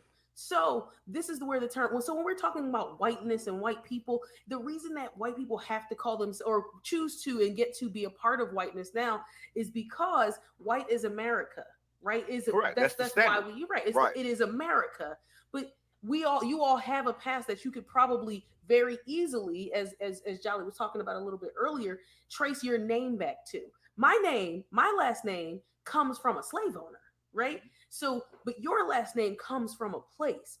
And I can't, no matter how much ancestry DNA I do, because I've done it, it will link me to the west of Africa, literally, all up and down. So so whiteness is a slave. I'm sorry, not a slave. It is an owning class made for supremacy specifically. That is not encompassing white people. That's not encompassing the people of today, but it has become the norm. It is, as Jolly said, that net over everything, right? Everything that is normal is white. So when people say things like, well, America's a melting pot. Well, yeah, we made white soup. So if everything comes together, it's going to make white soup. That's how we have to act. That's how we have to be. And when we talk, as he talked about with norms in the workplace, professionalism. I had a coworker, and she's I know I saw her make a comment earlier that somebody said I had a manager who only wore black clothing every single day, and my coworker would wear bright colors. Sometimes she wear African print garb, and she said, "Oh, she looks very tacky and it's unprofessional." How about the fact that you come into every meeting and don't speak to anybody is unprofessional? But she called her unprofessional because she wore bright colors. But that's a part of our heritage. And even though they tried to beat all of those things out of African slaves, some of that. Does she think that white people don't wear colors because one manager one time only wore black? Yo. Okay. That got passed down to us. So this is this thing about whiteness that it has a standard, or it becomes white people only wear drab clothing. Everything is measured by everything. And now let's extrapolate from that. I do this all the time. Let's do an extrapolation exercise. So now that we understand, we've had a conversation. How much do you want to bet he doesn't understand what the word extrapolation means? What's the number one thing every human being alive hates more than anything? Let's think about this. Let's think about what people just fucking hate doing. Like, so when you have a meeting at work and they say, hey, listen, guys, we're making some changes. As soon as they say that, what do people do? Oh, God, what are the changes, right? Or this change is the hardest thing for people to do. Change is not welcome. People are comfortable in what? Oh, God, I used to give a whole presentation about this called the transition trench. It's about change management. People are not afraid of change. People are afraid of loss. That's what they're afraid of. They're not afraid of change. Anytime you hear a keynote in the workplace that says, you know what people are afraid of? They're afraid of change. No, they're not afraid of change. They're afraid of loss.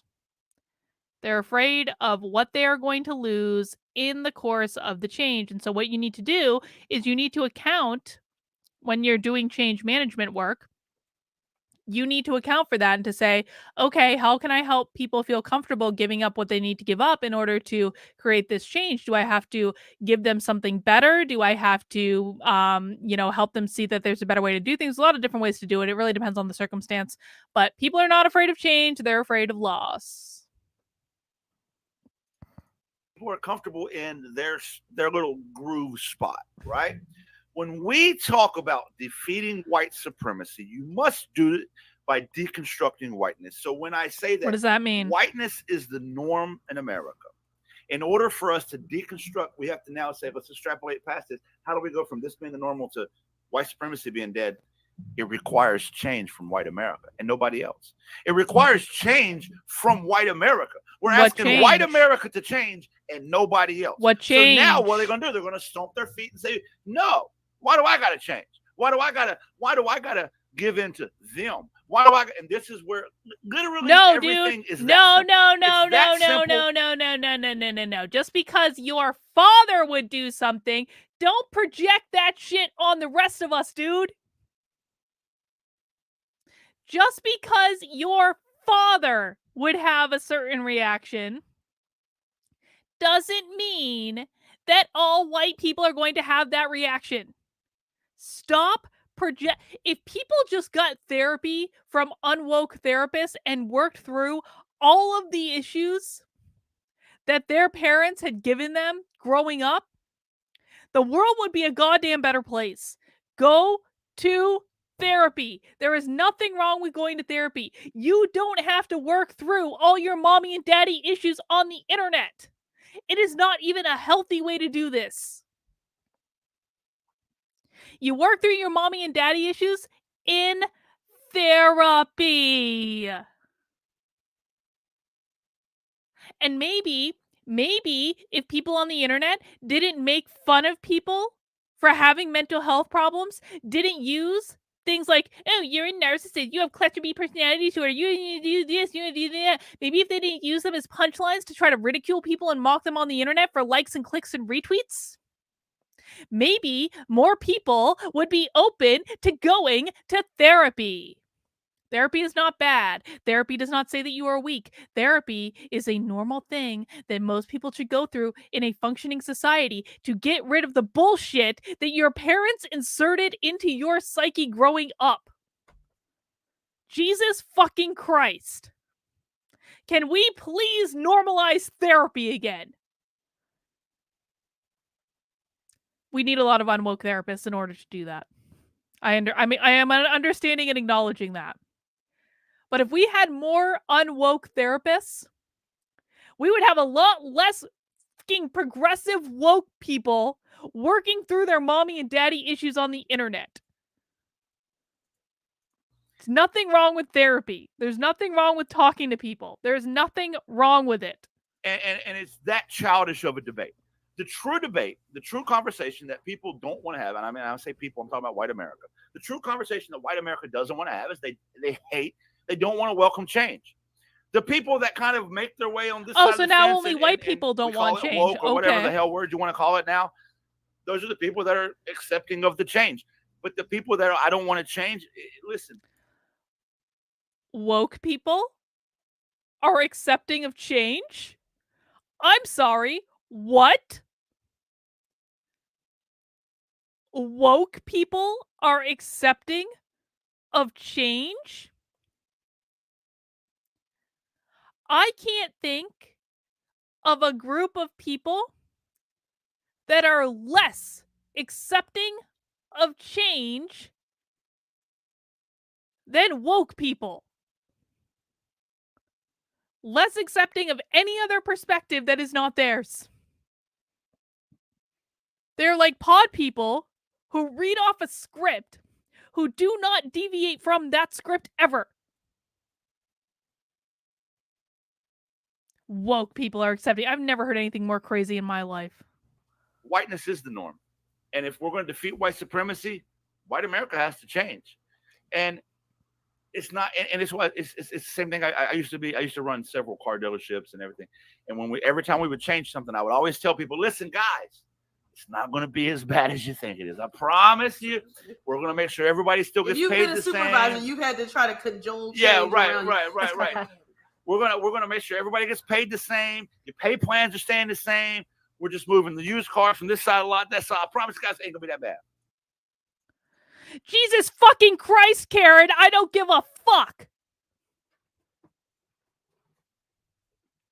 I am not a Christian.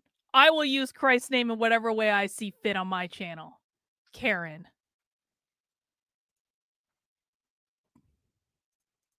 Okay, and so people hate change. And once we understand that white is the norm, then the uncomfortable truth is, to make white supremacy go away, white people have to change.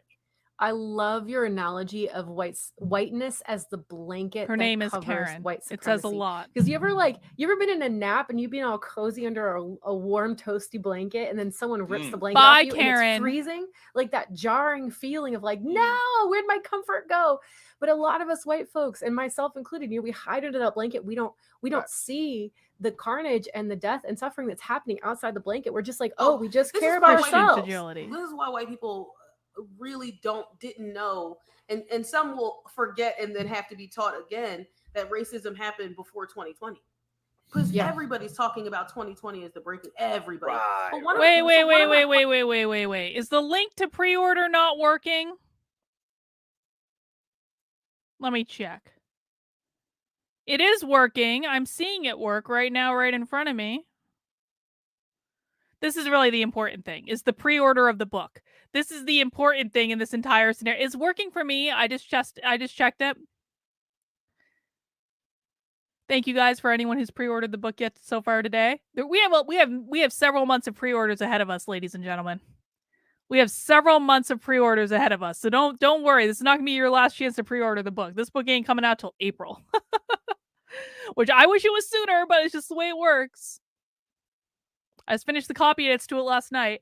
Nomad says, "Got to bounce. Congrats, KB, on your latest book. Hope to see in Kindle and all." Yes, I'm going to talk to the publisher and to see what they're planning. It's the publisher's choice, man. Like, I hope they do. I don't see why it wouldn't be in Kindle. Like, that makes absolutely no sense at all. So I will double check with the publisher on that, and I will let you guys know. But thank you, guys. The pre-order of the book is linked to the top of the chat, at least in YouTube and Rockfin, or not YouTube, at least on YouTube. Let me just hang on. If you're watching on Odyssey, because I know some people are watching on Odyssey, I'll chat it in. If you are watching on Rockfin, I will chat it in. On Facebook, just go to Amazon and look up Actively Unwoke. And you'll be able to find the pre-order. It literally just launched like a couple hours ago. It literally just barely launched. They were having a problem with Amazon where it wasn't like working on Amazon, and it like just launched before the show. So I haven't even done like an official like announcement yet. This is like the pre-announcement to the announcement of the pre-order. This is just me being excited. But I am excited about my book. It's called Actively Unwoke, the ultimate guide for fighting back against the woke insanity in your life.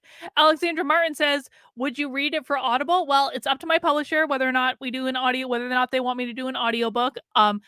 I would strongly prefer not to read my own book if I'm really honest about it. Like, I think that there would be people that would do a better job, and I also can't imagine any like my first book does have an audio version, and thankfully I didn't have to read it. I cannot think of anything more awkward than reading my own book. But we'll see what the publisher wants to do. I hope they do an audio version too. I will try to cajole them into doing an audio version. We'll see. Am I doing book signatures? I mean, maybe. We'll see. I don't know. Haven't talked to the publisher about it. Anytime my publisher wants to communicate with me about publicity for this book, I'll welcome it, publisher. God. I'm working out my feelings with my publisher right now instead of going to therapy. Because like the fact that I had to find out my pre-order for my book was up on the internet instead of them telling me. Not happy about it. Not happy about it. But at least it's up, and we have to be thankful for that. We'll see. Everyone's like, "Carlin, you need to have a conversation with your publisher." I'm like, I fucking know it.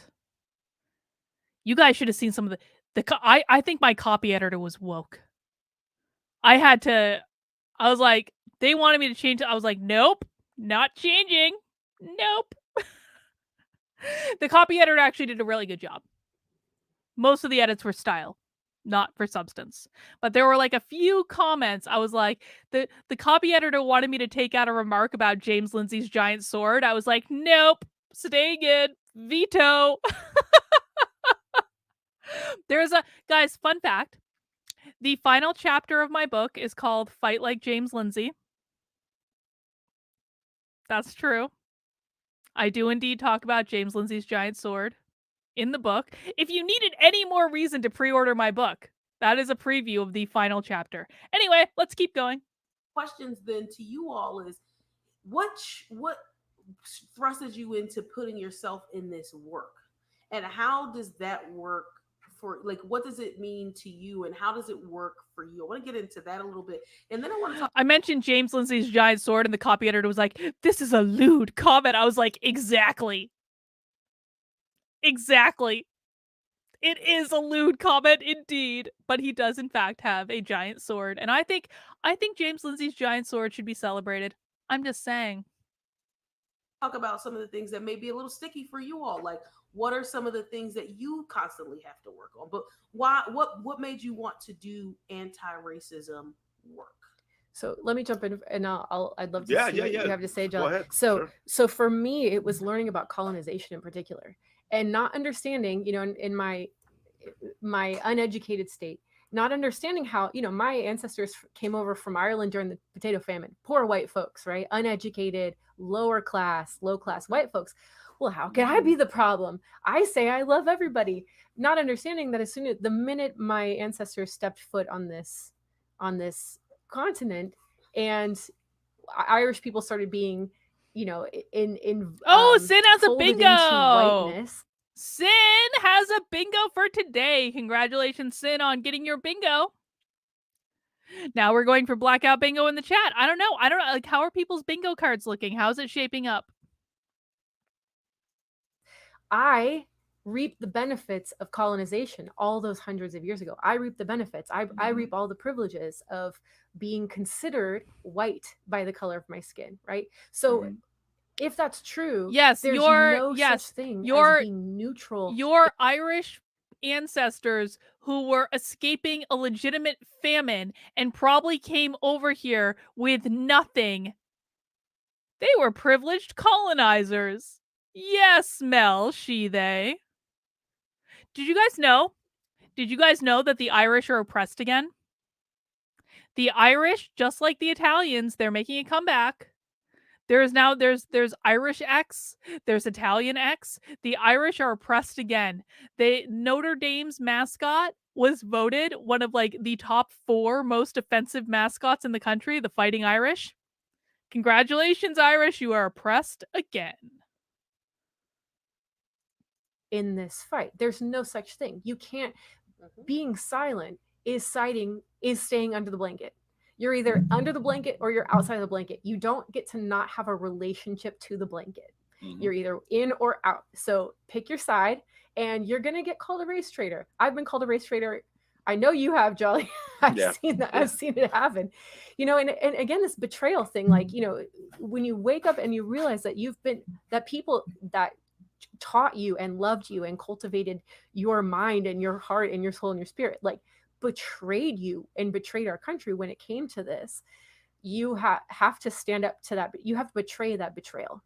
You have to choose to betray that betrayal and step to it, or you are part of it. Like, you don't. I mean, it just became very clear that, like, there's no neutral in this work. So it just kind of go for it. I'll be honest with you. For me, anti-racism work is personal. Very personal, extremely personal. I take it personal. And I'll be honest with you, for as long as I've been doing, you know, I was doing anti-racism work before it was called anti-racism work. And I'm not saying this in a bad way. It's just, I was just doing the work, like, because it was personal. It was personal. And I never, ever thought, literally never, I never thought I'm doing this to help the Black community. And I don't mean that in a bad way. I just didn't. That's not what I saw, what I was doing. I truly felt like that I came from the castle of white supremacy. I truly felt like I came from the ground zero of racism. And I've seen it, and I know what it looks like, and I know what it smells like, and I know what it acts like, and I know what it talks like when the doors are closed, and I know how two-faced it is. It's so two-faced. Literally, it's slimy and green, and you know, it's grimy, it's gross. I've seen it up close and personal. I've loved it. I've hugged it. I've been hugged by it. And again, we have to tease this out, because I do believe this guy has experienced legitimate racism, and it's sad. It is sad that.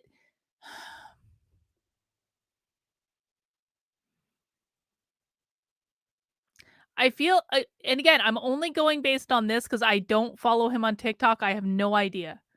But I feel like he actually started from a place of like, I don't want other white people to see the world like I did. That's not where these two are coming from. I'm not gonna read your screen name. I'm a Dago. There's no such thing as Italian X. I mean, according to the woke, I don't know what a Dago is either. D-A-G. I don't know what that is. No, you are a white person of color. If you are Italian, congratulations. You are a white person of color. He has not given me any indication that he's a Marxist. Sorry. He hasn't given me any. He is not using the language of this. He is not using the same language they are. He is not using the like if he is a Marxist, he's doing a really good job of hiding his language. Oh. Okay. I didn't know that. I'm not Italian. I didn't know that. Not everyone who speaks this is a Marxist, and we don't do ourselves any benefit when we treat everyone like they are. He is not using the language that tells me he's been sucked into this. He's not. Sorry. Realized what it There you was. go. That's fucking personal Well, to me.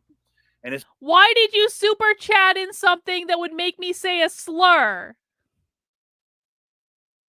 Don't do that. Don't set me up to get demonetized. I don't know all the different slurs. My God.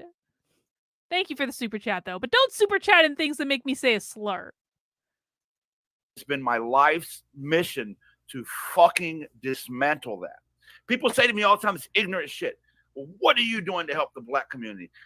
Listen, I'm a strong fucking advocate of stay in your lane. I'm not black. I can't. It's all good, Joe. It's all good. All good. All good. Can a black person tell me? Sure. They're also not a monolith. You can't say the black community. I didn't know it was a slur either. We didn't know. It's okay. We come from a place of ignorance, not from a place of malevolence. One big monolith. So, like, let's stop these superfluous, just useless conversations and just understand white people need to understand they've heard what white people say behind closed doors. They've heard how white people act. They've watched white people do racist things and say racist things. And then you turn around and say racism doesn't exist. That's personal to me. It pisses me off. It angers me. And I want to be the Trojan horse that just walks right in and blows your whole fucking house of cards down. That's personal to me. It's really super fucking personal to me because I know it exists. It angers me when people say, well, 1964, the civil rights, shut the fuck up. Racism exists. I was taught how to be them. That's how they multiply them. That's fucking literally toxic traditions and implicit biases. They're all right here. I watched it. So it's very personal to me, extremely personal.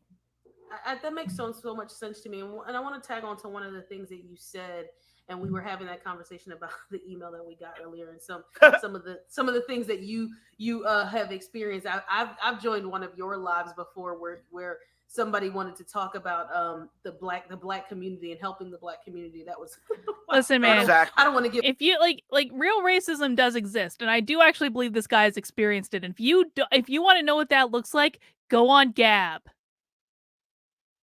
Go on Gab. Go look at my Gab in the comments that people leave on my stuff on any given day, because Gab is like the mecca of the white. I was using Gab to bait like the white positivity people for a while, and so now they all like, you know, comment on everything, and they call me every legitimate slur you can imagine. It does exist, and I'm not a fan. And it makes it harder to fight crap like this because they like people like Mel, they can point to them and like, look, you don't think real racism exists, Carlin? Just look at your own Gab account. Of course it does. Of course it does. That doesn't mean that all white people are racist. Give those people any shout outs because right. But people always want to talk about that's the deflection. Let's talk about the black community. Let's talk about black right. and black crime. Let's talk about all of those things, right? But one of the things I wanted to tag on that you said was really being able to stay like you can't do this work for black people because, and as we know, and you know, we are all on TikTok, probably me, because if it takes more than 30 seconds to make a video, I'm done. So that's my right. So right. So that is why my following stays under 10,000 because I'm not doing it. But one of the things is that if you all good, you're forgiven. Thank you. Or not just all good. We're all still community, friends. You can't really help, or you can't really do this for black people because not all of them are going to. I always tell people, and I do DEI work all the time. I always tell people, if you're coming to do this work to get a cookie, you might as well take the first cookie you see and leave, because not every black person is going to be accepting of you. Right? And plus, Go ahead. Sorry, Go ahead. sorry, I get emotional real quick. I didn't Why mean are to you cut off. interrupting a Go black ahead, woman go ahead. again, Right. Jolly? So we're not all My going to God. accept you. And I say, and the thing is, I've heard, listen, because my job, I mean, I'd like for my work to get to a place where I'm untying black people. Adam is from white here. Adam is here. Hey, Adam. Adam, did you hear that my book went on pre-sale today? Check it out. Check it out, Adam. And for anyone that might be just joining us, check it out. My book is on pre-sale. Everyone should go and order my book. Yay. Adam, I hope you're doing well. I'm still working on your sweater. I promise I'm still working on it. I promise. But the book is on pre-sale today, Adam. I hope it's doing well. I hope you have a great show later.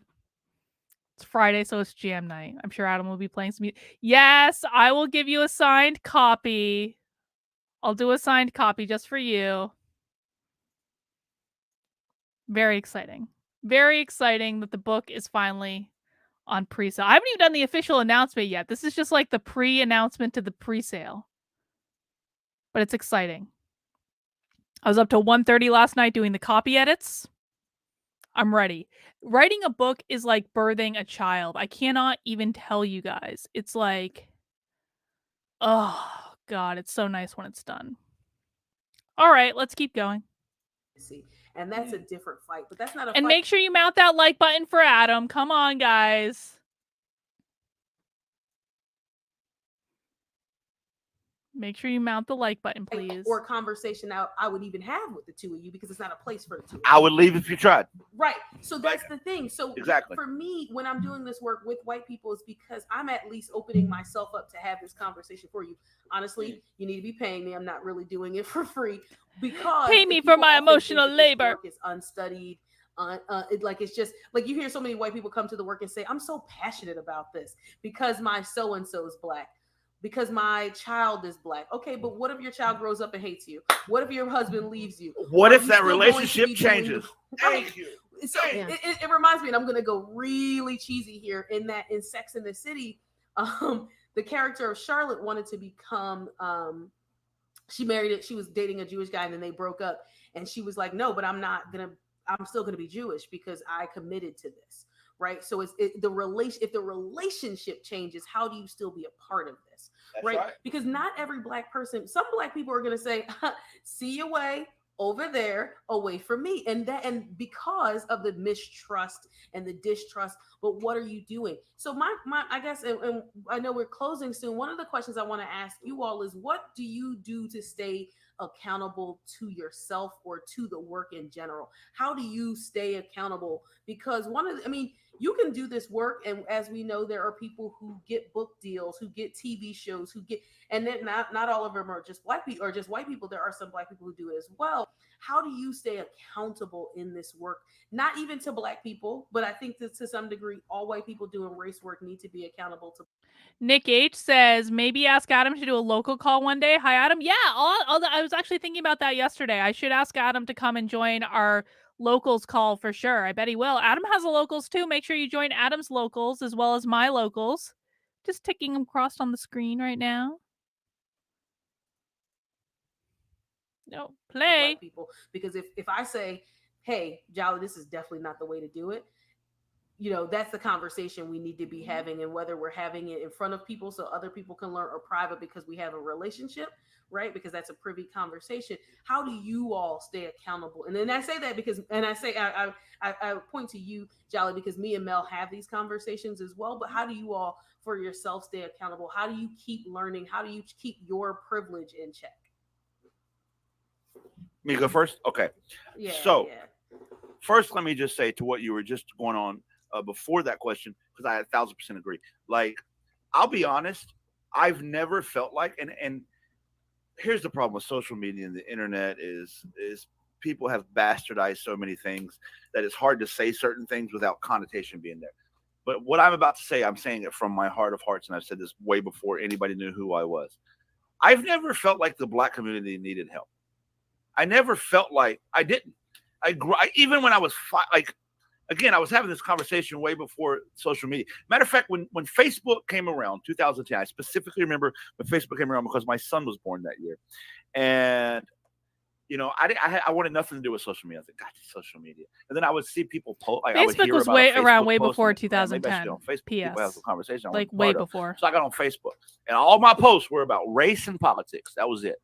People are like, man, I'm gonna stop following you, Russell. Man, all you talk about is race and politics. Yeah, okay, then don't follow me, bro, because that's all I'm going to talk about. I'm passionate about this. At no point during the last 22 years of me having this conversation did I ever feel like the black community needed my help. I legitimately, I mean this from my heart. And maybe it's because my brothers and sisters are black. My brothers and sisters are mixed, but they don't identify as white, obviously, because the world don't see them as white. The world sees them as black. And my brothers and sisters in my mind are super strong individuals. I see the black community as fucking strong as shit. And all the shit the black community has been through. And look what the fuck the black community has accomplished. I have never thought for a second, need my help, buddy. I've never thought that. I've always viewed what I'm doing as a fight with white America. I've viewed it that way. And so when people bring that up, what about black on black crime? I'm always confused. Like, how the fuck did you get there? How did what I'm saying get you to that conversation? Because I'm not talking about the black community. I'm talking about shit white people are doing. And so for me, how do I stay accountable? It's almost second nature for me at this point. Is I realize that I learned what I learned, and I realize I learned how I learned what I learned by listening to people that have different experiences than me. That's how I learned what I learned. And so I take the fight against white supremacy personal, but I don't take criticism personal. I actually take criticism extremely well in terms of I reflect. Somebody say, hey, Jolly, man, you shouldn't do that. Really? And I'm like, what the fuck? Really? Like, why? Right? So that's like my thing. I've had people say to me before, like they just met me, man, you racist? What made you think that? What led you to that conclusion? What did I do? That's my response. I want to hear your thought process. How'd you get there? He's just shown again, I do not think he's bought into this ideology. Because if he was bought into this ideology, if someone came up to him and said, you're a racist, he would have said, yep. Because that's what Mel, she, they would say. I'll bet you money. I'll bet you that if someone came up to me, if someone came up to Mel, she, they, in the context of what they're talking about right now and said, are you a racist? She would say, yes. And there's nothing wrong with that. Because all white people are racist. Again, I really don't think this guy is bought into this. He's got some issues with race in his past that he's working out, but I don't think he's bought into this because he's not using the language. He's not using the same language. Yeah, I agree. Anyone else get the vibe that these two don't take him seriously and are just going to get some laughs? I completely agree. I don't think either of them take him seriously. And I think it's sad because I think that I really do think this guy is trying to do something good. He had a bad experience when he was a kid. He had a racist father, and he's trying to turn that into something good. And he doesn't want other people to do this. And I believe him when he says, like, my target's not the black community. I agree. I believe him. I do.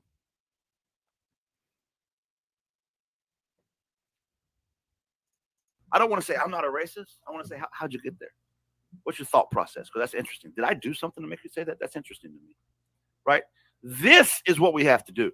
We have to put aside our personal ego and our personal, feelings, and understand that there are people who have different experiences than us. And if you're not willing to listen to people that have a different experience than you, then you're not doing any work. You're not in the work. There is no work, right?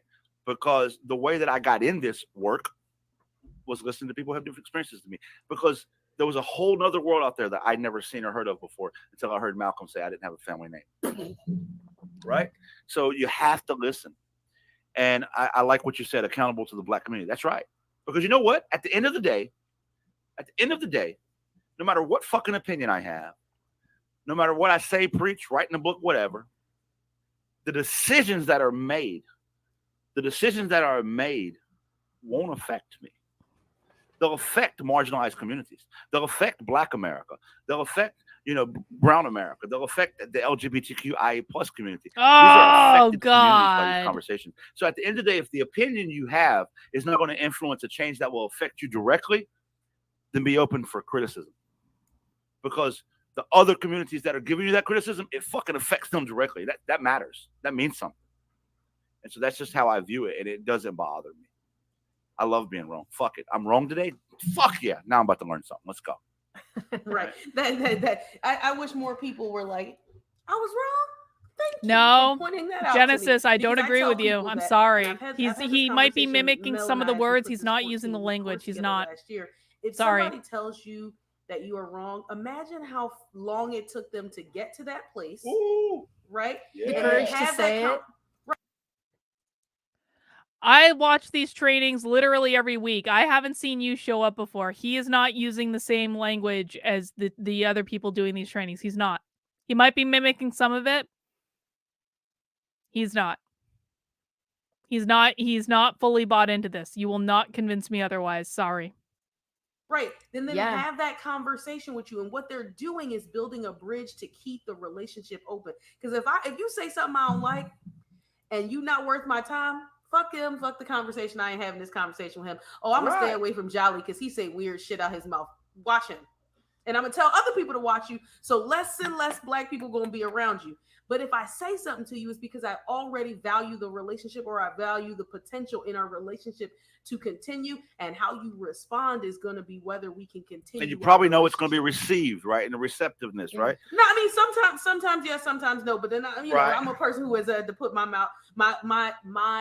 ego on the line, or not my ego. I've had to put myself on the line, to a boss.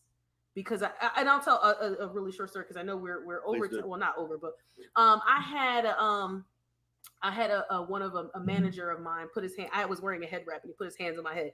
This is so nice, and I was like, wow. This is like, and at this point it's like the 7th time, right? And but this is not my boss. It's not my boss's boss. It's not my boss's, but it's my boss's boss's boss. And I probably told this story already, even in a couple of weeks, but. A student, I was working at a university, and a student looked at me and she saw it. And I knew at that moment, if I let that pass, did not happen. No. There is no chance in this lifetime that happened with her working at a university. No chance. Liar. No, don't believe it. Sorry. It was acceptable and something she was going to have to accept. So I went into that boss's office and had a conversation with him. And for me, no, it was you never didn't. About things that didn't happen. Whether I was not going to be promoted in that job, because to me sometimes at certain jobs, listen. Am I talking about the man or am I talking about the woman? Am I talking about the man or am I talking about the woman? Be intellectually honest. Listen, the only thing I'm leaving with is my paycheck and my integrity, and I'm good with that. Right. And I knew that. I knew that at that job, especially because of the environment we were in. But when I left that conversation with that person, and hopefully they learned something, they took something on their way. Nope, talking about the woman. I wanted you to know I had that conversation with him because it was not okay, and you shouldn't have to accept it. Because for a long time, Black people in the community would say, "That's just what you Genesis, have to do." That's where be intellectually honest, will you? Even comes from. But that'll be a conversation for a later day. Mel, how do you stay accountable in this work? So, as you both were talking, I think I can identify 3 pretty big things that I try to make sure to check myself. First of all, am I, like it's been established, listening to people of color, but actually following the leadership of people of color? I think that's not something that I hear white people talk about often, because white people like to maintain control and the important voice in the room. But now you're literally making shit up, girl. I call bullshit on all sides. Now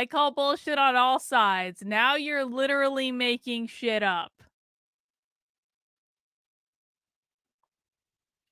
You want to come spam my chat for the entire time. Don't think I'm not paying attention. Recognizing that I am not the expert as someone who hasn't been on the receiving end of this. So listening to and following the leadership of people of color, being self-reflective, like you said, Jolly, like, did I do something wrong? Thank you. Thank you for educating me. And thank you for helping me learn. And let's let this moment make our relationship stronger instead of weaker. Yeah. I And wanted the to third hear thing more I would from her. say is She would have said some asking crazy myself, shit. what am I doing this for? What's really my motive? Am I doing it for a cookie? Am I doing it for the money? Am I doing it because someone's going to be like, oh, you're such a good person, you're an anti-racist, right?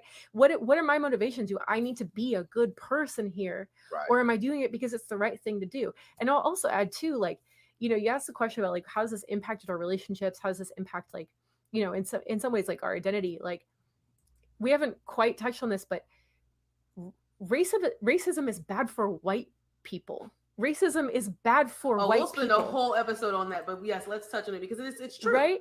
It It's a causes fact. us to actively kill our own empathy and our own connection with our neighbors.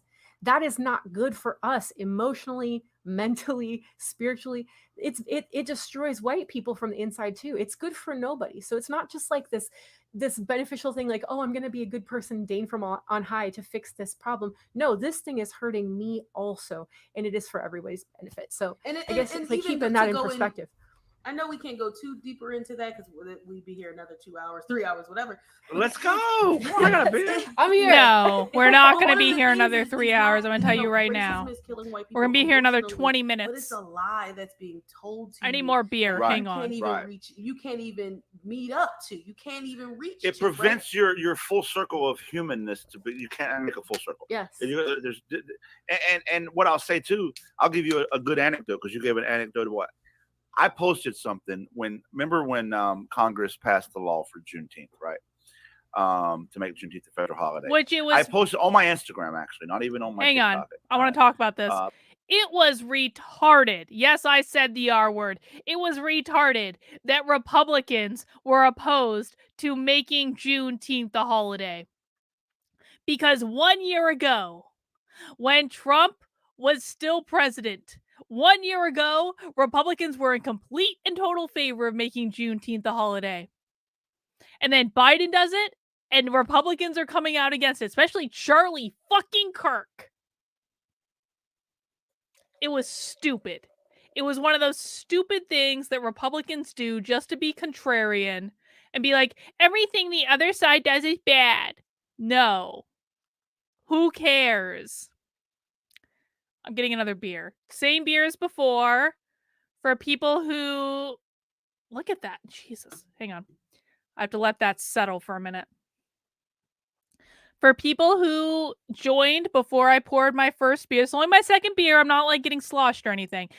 This is a chocolate stout with natural peanut butter flavors from Smut Labs. It is called Snacksident. It is a delicious beer that tastes just like a milkshake. What is the alcohol content on this beer? Let's see. Where is it? It says on the side, sometimes you just don't mean to take things that far. It really is a good beer.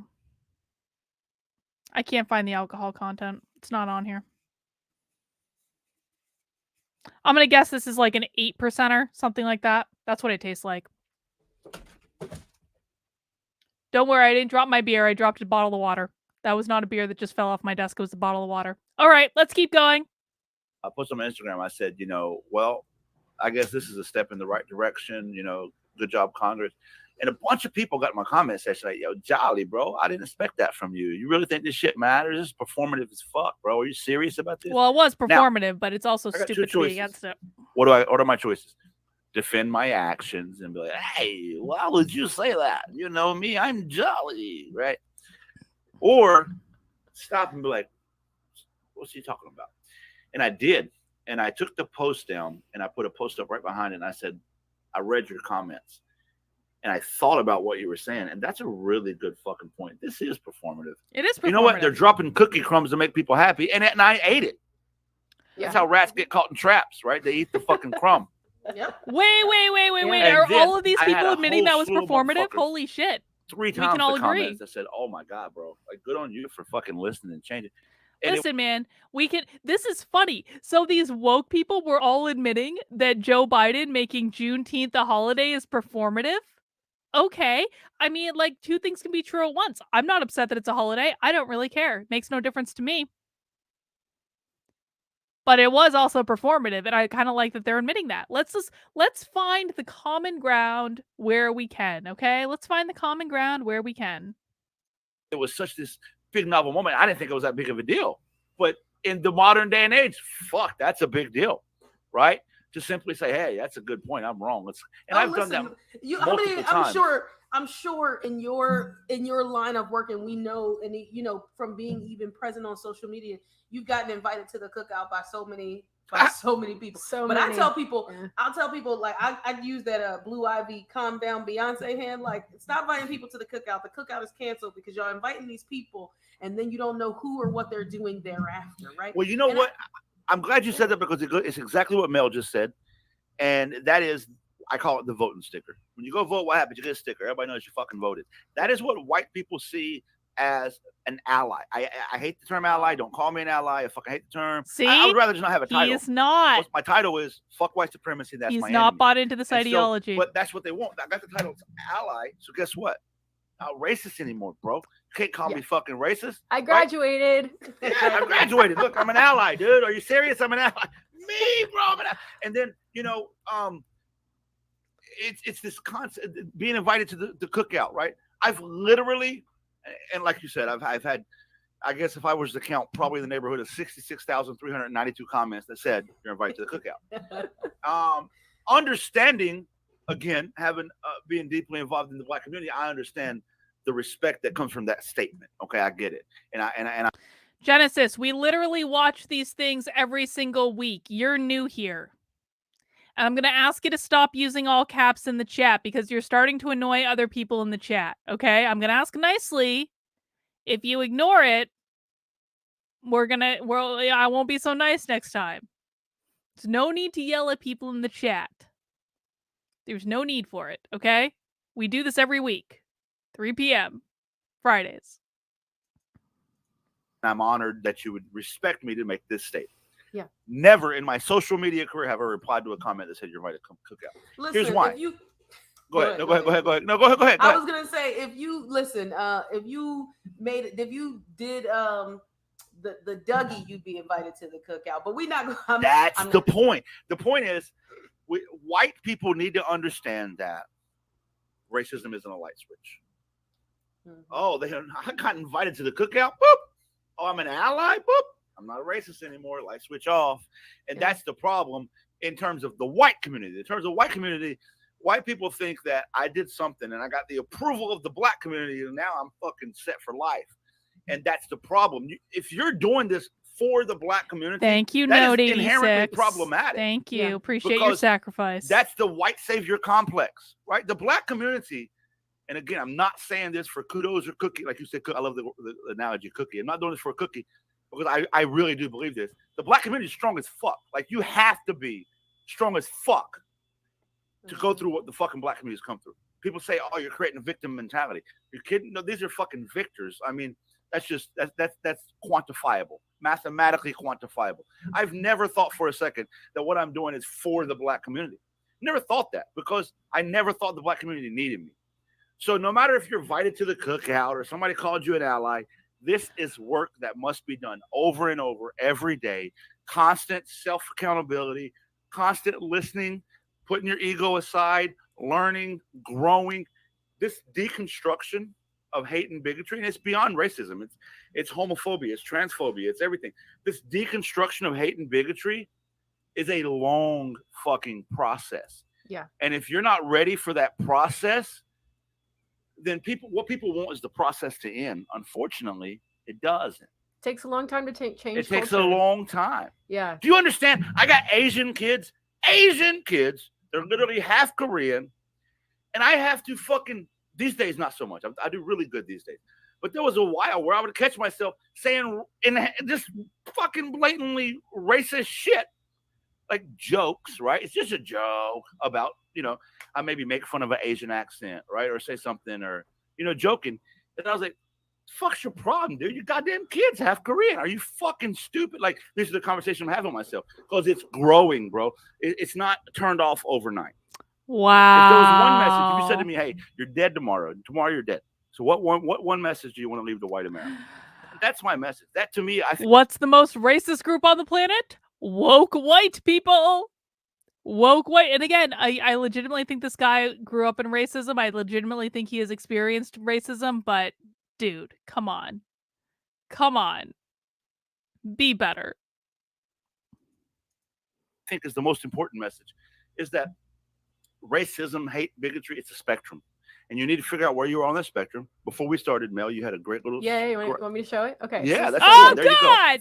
it's like a half circle if you're listening. I covered this on my channel. I covered this when it came out. This was actually sent to parents. This was sent to parents, I believe, by like a ritzy, like bougie white school in New York City to tell parents that their goal, that their goal is to be a white traitor. If you are in the white abolitionist, white traitor, or white critical categories, you're good. Otherwise, you are probably a racist. Wow. I did not expect that was a nice little surprise. I didn't expect to see that chart pop up again. Yeah. So what this says is like you're a white supremacist, white voyeur, white privilege. There's a red zone, white benefit, white confessional. And then you start to get into the good space, the green space with white critical, white traitor, or white abolitionist. Memories. This is a regime of whiteness. And there are action-oriented white identities. People who identify with whiteness are one of these. Well, good thing that I don't identify with whiteness. See, here's the thing. Again, just reject their premise. Nullify their presence. I'm sorry. I don't identify with whiteness, so I don't fit into any of these categories. I just don't identify with whiteness. It's about time we build an ethnography of whiteness, since white people have been the ones writing and governing others with a capital O. Just reject the premise. Rejecting the premise is like it's like the magic bullet. It's like the fast pass. It's like the carpool lane. You can drive in the carpool lane even if you're not like you don't have anyone else in the car. You usually don't get in trouble. Zoom right into the carpool lane. Pass all the other cars. That's what rejecting the premise is. It is like the fastest possible way to reach the outcome that you want is just to reject the premise in the first place. Nope, don't agree. Don't identify with whiteness. Sorry. Have a nice day. Half circle, it goes from red to yellow to green, right? So across of it says I love that. On the far side, we've got, white supremacy. You think of like people wearing white hoods, right? Yep. You get white voyeurism, like people who like to like look at people of color and just like gawk and treat like them like you, others, Mel. Right? Then you get white privilege, people who don't recognize. Notice they're covering up the black lady with this. Society affords you without How question. racist. Then you've got white benefit, yeah. Then white confessional. Oh, I'm white. I'm going to confess all my sins as a white person so you can make me feel good about myself. Then we've got white critical, so we're starting to get some of the territory we've been today. Like we're going to criticize these white norms, and how whiteness acts like a blanket. Then we've got white traitor, like actually calling out the bullshit, right? Like, and then on the very far side of the spectrum, you have white abolition, which if you see that little white John needle, Brown. Abolitionist, yeah, white abolitionist. You see the little white needle. It's almost to the edge, right? So we're not trying to get rid of white people, but we're trying to understand that whiteness as a cover for white supremacy is unacceptable and is hurting us. I mean, one of the things, and I'll kind of jump in there too and say that people don't realize when there was a Black Panthers, there was also a White Panthers. So it's not. I didn't know that. Yes, there was a White Panthers. Alive. And when I first heard White Panthers, I was like, does that sound like the red KKK? No, they were an abolitionist group within white people, and all of them are still alive. And that's the thing. There have always been white people in this fight, but now people are doing it either for the wrong reasons and this is the thing. As we talked a little bit about earlier with white supremacy, if you are fighting against it, right? Like because fighting against it is what you need to do, then you don't have to you will start to feel better about yourself anyway, because you'll be like, you can start to inherently feel like a good person instead of just saying it out loud. Like, I'm a good person. I'm a good person. You can say that because, Black people got a lot of sayings, and one of them is good intentions pave the way to hell. Right. But if you talk about you have to be able to engage with that. And I want people to not, I don't want, and when I'm doing this work, I'm doing it not that I want white people to feel bad about themselves or whatever but I'm also not here to make you feel good about yourself. Like, I'm just here, and if I can help you learn, that is then exactly great. the But we point, have to understand Trishelle. that, like, white supremacy. That is exactly the point. None of us are here to make anyone feel good about themselves. We are here to do for ourselves. And if people actually acted like they were here to do for themselves, then the world would be a better place. So many people would be out of other people's business. It would be so much easier, man. And I'm not suggesting people go and live as a hermit in the middle of the woods. I'm not suggesting that. Because, at least in my worldview, you also have to think about karma. You have to think about the way that, you interact with other people in the world is inevitably going to come back to you, whether that's good or whether that's bad. So you have to think about that. And you can do that from a very selfish place. Like, altruism is an inherently selfish act. You feel good about it too. But like, these woke white people, they just want to worry about like what everyone else is saying and what everyone else is doing. No, dude, worry about yourself. It's not your job to fix other people. It's not your job. Is killing you. That is the, we can get into that for real, but that's the deep mental part of it. I mean, I'm not going to read your screen name, dude, but good for you if that's true. Happy hour, where's the booze? The booze is right here. Cheers. It's Friday. We made it. Thank you for the super chat. That if we stay fighting, poor black, poor white, then the 1% will win. So that's why it makes it, if you fight against me and the black person, and wait, did you just say the 1% wins? Did she just say the 1% will win? Hang on, let me rewind real quick. This is my only rewind in the entire episode. Hang on. About themselves or whatever but I'm also not here to make you feel good about yourself. Like, I'm just here, and if I can help you learn, then great. But we have to understand that, like, white supremacy is killing you.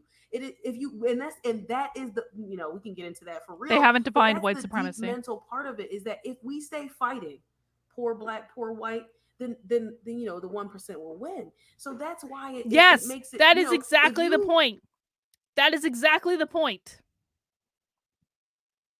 The 1% want you to be doing exactly what you're doing right now. That is precisely the point. And if your prerequisite for fighting the establishment is, oh, white people need to admit that they're racist before we fight the establishment, then you're going to lose. Because you're fundamentally asking people to step over a hurdle that is way too unnecessarily large. Like, we should all be banding together around fighting the establishment. I said this a long time ago. Black Lives Matter activists, the normal people, have more in common with MAGA than they think. Both Black Lives Matter activists, normal people, not the organizers, the regular people, and regular MAGA people are populist movements. If they were smart, they would team up. In fact, they have in New York City with the vaccine mandates. They have. Happened organically. But it's all this bickering. And this, well, you have to do this, and you have to do that, and you have to meet all my conditions before you fight beside me. It's all this bickering that fucking prevents it. She's saying she wants to fight the 1%, but she's not acting as though she wants to fight the 1%. She's acting as though she wants to fight all people that she politically disagrees with on even a couple of issues. Whereas if all of these people took the time to listen to people who are on the political right, they would find more in common than they have separately. And I say that as someone who's not a conservative. I am not a conservative in any way. But I found things I have in common with conservatives and will absolutely fight side by side with them for those things. Now, I'm not going to fight for the pro-life stuff because I don't believe in that. Sorry, don't believe in it. I am pro-choice. But where we do agree, we can work together. And I'm not going to make you give up your pro-life, whatever the hell, in order to do that. You can still believe what you want. I'm still going to believe what I want. It is none of my business. That's the approach that we should be taking. Fight against me and the black person, and I don't want black people are all on welfare, these welfare queens, blah blah blah blah blah. Then when they say we should give free healthcare to everyone, you're gonna say no, and then a bunch of white people gonna die too. Like, and then it's gonna, like, when we think about, I think about the white beauty. Well, standard. we don't believe in free healthcare. Don't fit the white beauty standard. Right. How many? Right. Most Thank you, Yvonne. You better just do away with it, right? Bye-bye. Like, let's just fucking do away with it. But it's a standard that white people Right. white women will literally starve themselves to death to be a part of, but they don't fit it at all. Like, do you I have ain't starving straight myself, blonde hair? don't Do you say that right have now. blue eyes? Do you have this body? Listen, there were studies done, and I used to do this when I was in college. We had to do all of these studies that black women, and until the advent of social media the way it exists today, Black people had a lot lower rates of having anorexia, bulimia, and different nervoses because we weren't a part of the American beauty standard. Right. So it wasn't no try. There was no try, and we had one that was completely outside of that. Right. Our beauty standard was completely outside. I never thought I was gonna look like a Christy Brinkley. Like, that's not gonna happen over here. So I wasn't going to start starving myself to be a part of that. It has changed a little bit now with that. But I just say that to say, like, and I know I want to wrap up, but I want to say, like, I think thinking about being accountable and what you do to stay in the work is really important, because as you continue, you have to self-sustain somehow, right? And I always tell people, like, there need to be for this work to exist, there needs to be jollies. There need to be people who are angry about it, but there also need to be people Lois. like Mel who are more, calm in conversation and more happy-go-lucky and are not necessarily so angry, because everybody who meets Jolly won't learn from him, but everybody who meets Mel won't learn from you. So we need to have that balance, and I think that that's important. But I think everybody has a role in the fight, right? Like, absolutely. That's the thing, and that, to your previous point, I'm gonna say this before I forget, because you were making a good point. The problem I see, especially with the advent of social media, especially with the events of last year and the murder of George Floyd, is there's a lot of white people who did wake up and say, "God damn, racism is real. I didn't realize it." And here's the problem. You know how when you start a new job, you're like, "Fuck yeah, I'm ready to go. I want to do this new job." But then you've been working there for a year. It's like, okay, this job kind of sucks. 2 years, like, fuck this job, right? It's still a job. Yeah, exactly. There's always that new higher energy. I call it the new higher energy when white people first wake up. They have that new higher energy. Yeah. It's like a honeymoon period. Yeah. Yes. And white people come in like, I'm fucking hard charging. They do the most destruction. They speak over Black America. They speak for Black America. And then when they get checked on, they speak at Black. Listen, man, he's actually making a good point. Right now, what he's talking about is woke, progressive women who speak on behalf of Black people. I agree with him on this point. I agree. I find woke progressive women to be some of the most condescending towards Black people. And if you don't understand why, watch Project Runway from last week, not this week. I haven't watched this week's episode yet, but last week on Project Runway. I know probably many of you are not inclined to watch Project Runway, but it's a guilty pleasure of mine. I'm sorry, it is.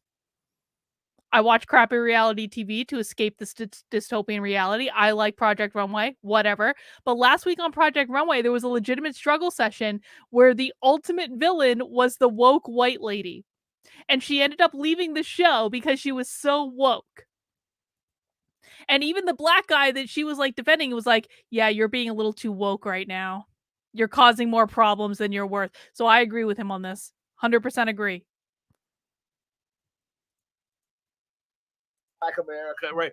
And so that's what I want white people to really understand is, listen, Mel, let's say I'm your friend, I got a key to your house and you're at work and I know you've had a hard week and I I secretly go to your house and use my key that you've given me because you trust me with that, and I clean your house up spick and span before you get home.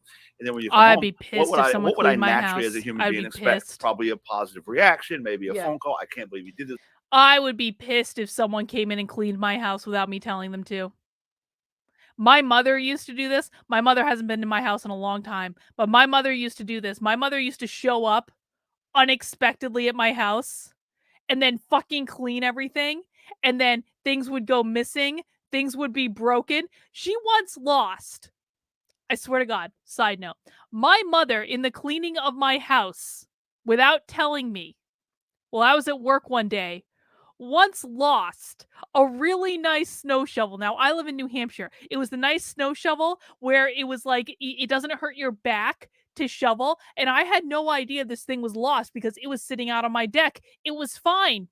First snow comes along, the shovel is gone.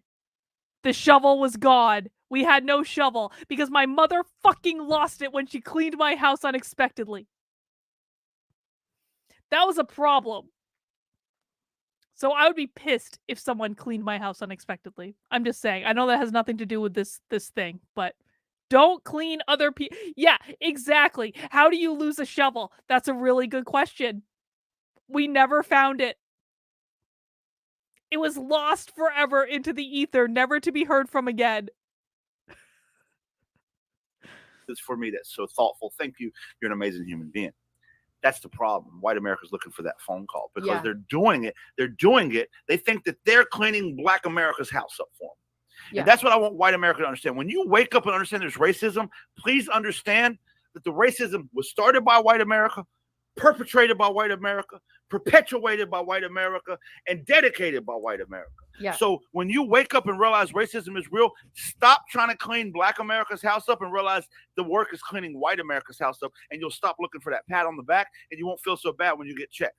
And that's the thing too. That is so well said. And that's the thing too, that when you first start doing this work, a lot of times you'll get a lot of cookies, but then when you really start doing the work like you're gonna get called a grifter, you're gonna get called names, you're gonna get called a race traitor, like you're gonna take some hits, and you can't get your feelings hurt and just run for the hills. Please, you people call people racist every single day. Starting to make sense and push some buttons that people don't want you to Mel, push. But those are the white buttons. You might stop getting cookies from Black people. And then you got to go find a new audience and a bigger audience and more. And if you're pushing the buttons of Black people, I think you need to stop. You need to stop and sit down and listen. Right? I'm talking about like specifically making white people mad. 100%. So she's saying it's okay to push the buttons of white people, but it's not okay to push the buttons of Black people. How about you just do your thing and you stop worrying about what other people think about you? That would be what I would do. Say what you want to say, do what you want to do, stop worrying about hurting other people's feelings. White, Black, brown, otherwise. You may not be getting as many cookies in the beginning because now you're doing the work and you're deep entrenched in the work. I don't get cookies for this work. So if somebody giving you cookies, bitch, give me half. Like I tell people this all the time. You aren't entitled to half her cookies. When I talk about race, what are you talking about? I love having partners in this work, co-conspirators. I have co-conspirators in all the work, and they look all very, very different, right? And sometimes I use them. And I'll say this: I've used Mel as well. Hey, Mel, I need you to come in and be a partner in this work because they're going to listen to you different than they listen to me. You say partner, I say token white person, and I'm fine with it. I understand. You can be my token white person, and I think, I just think that's the overarching is that you have to do this, and then let's give because people love a good takeaway. The takeaway is you have to do this work in whatever way it fits for you, that feels the most natural for you in whatever area you sit in. So if you are an artist, paint about it. If you are a singer, sing about it. If you are, because not everybody can be. If you're an educator, educate about it. Right, exactly. Right. I talk a lot about that because people say like, oh, Jolly's in the streets, and I am. I protest a lot. I go to a lot of protests. I get involved a lot. And what have you done? And I always check them. I appreciate you giving me props, but don't use my work to put down the work of somebody else. What people need to understand in this age of social media, there's work to be done on social media. There's a lot of work to be done on social media without ever stepping foot in the street. Education, checking your own people, putting them in check. Yo, that's some racist shit you're doing right there, right? And so what I always say is if you do more than me in this fight, I respect you for it. If you do less than me in this fight, I respect you for it. If you do exactly what I do in this fight, I respect you for it. But God damn it, do something in this fight. Find where you fit in and just do something. Stop having the activism Olympics. Stop trying to figure out who's doing more and who's doing what. And oh yeah, you talk about it. Listen, walking the walk means staying true to your word. Means you're not looking for that cookie. You're not looking for that pat on the back. You're really about this work. Because you're right. You're right. When you first start, you get a lot of cookies. Now, because of the size of my platform, there are tons of people in my comment section all the time. Oh, Jolly, I love you. Right? And that's great and all. But I promise you, on everything I love in this world, you can take my social media platform from me tomorrow and erase them all. And I'm still going to do this work because that's not what I'm in it for. And so for the takeaway, literally for me and white America, is find your fucking place in this fight. What's your strength? What's your fucking, what do you do? And just do it. Stay true who you are. Fight white supremacy. Don't help Black America fight white supremacy. That will help everybody. And you'll get a lot further in it. So. And please, for the love of God, get more angry about racism existing than about being called a racist. Please, for the love of God, just think about it real hard. Yeah. So we want to say thank you for coming and having this conversation thank you for having me. With us. Absolutely. You know where to find Jolly, because if you know where to find us, then you definitely know where to find them. We're all on TikTok. We're all on Instagram. And this is. Do I need to get on TikTok? We'll take the question. We have some audience questions. We'll get them. We'll kick them back to next week. We really just want to say thank you. For I hope I don't need to get on TikTok. And getting I really don't want to be on TikTok. I'm going to say keep doing it. That's keep doing it, yes. Hey, and sorry for rambling. I know I rambled. No, it's awesome. Thank you so much. I really wanted to be able to have this conversation without.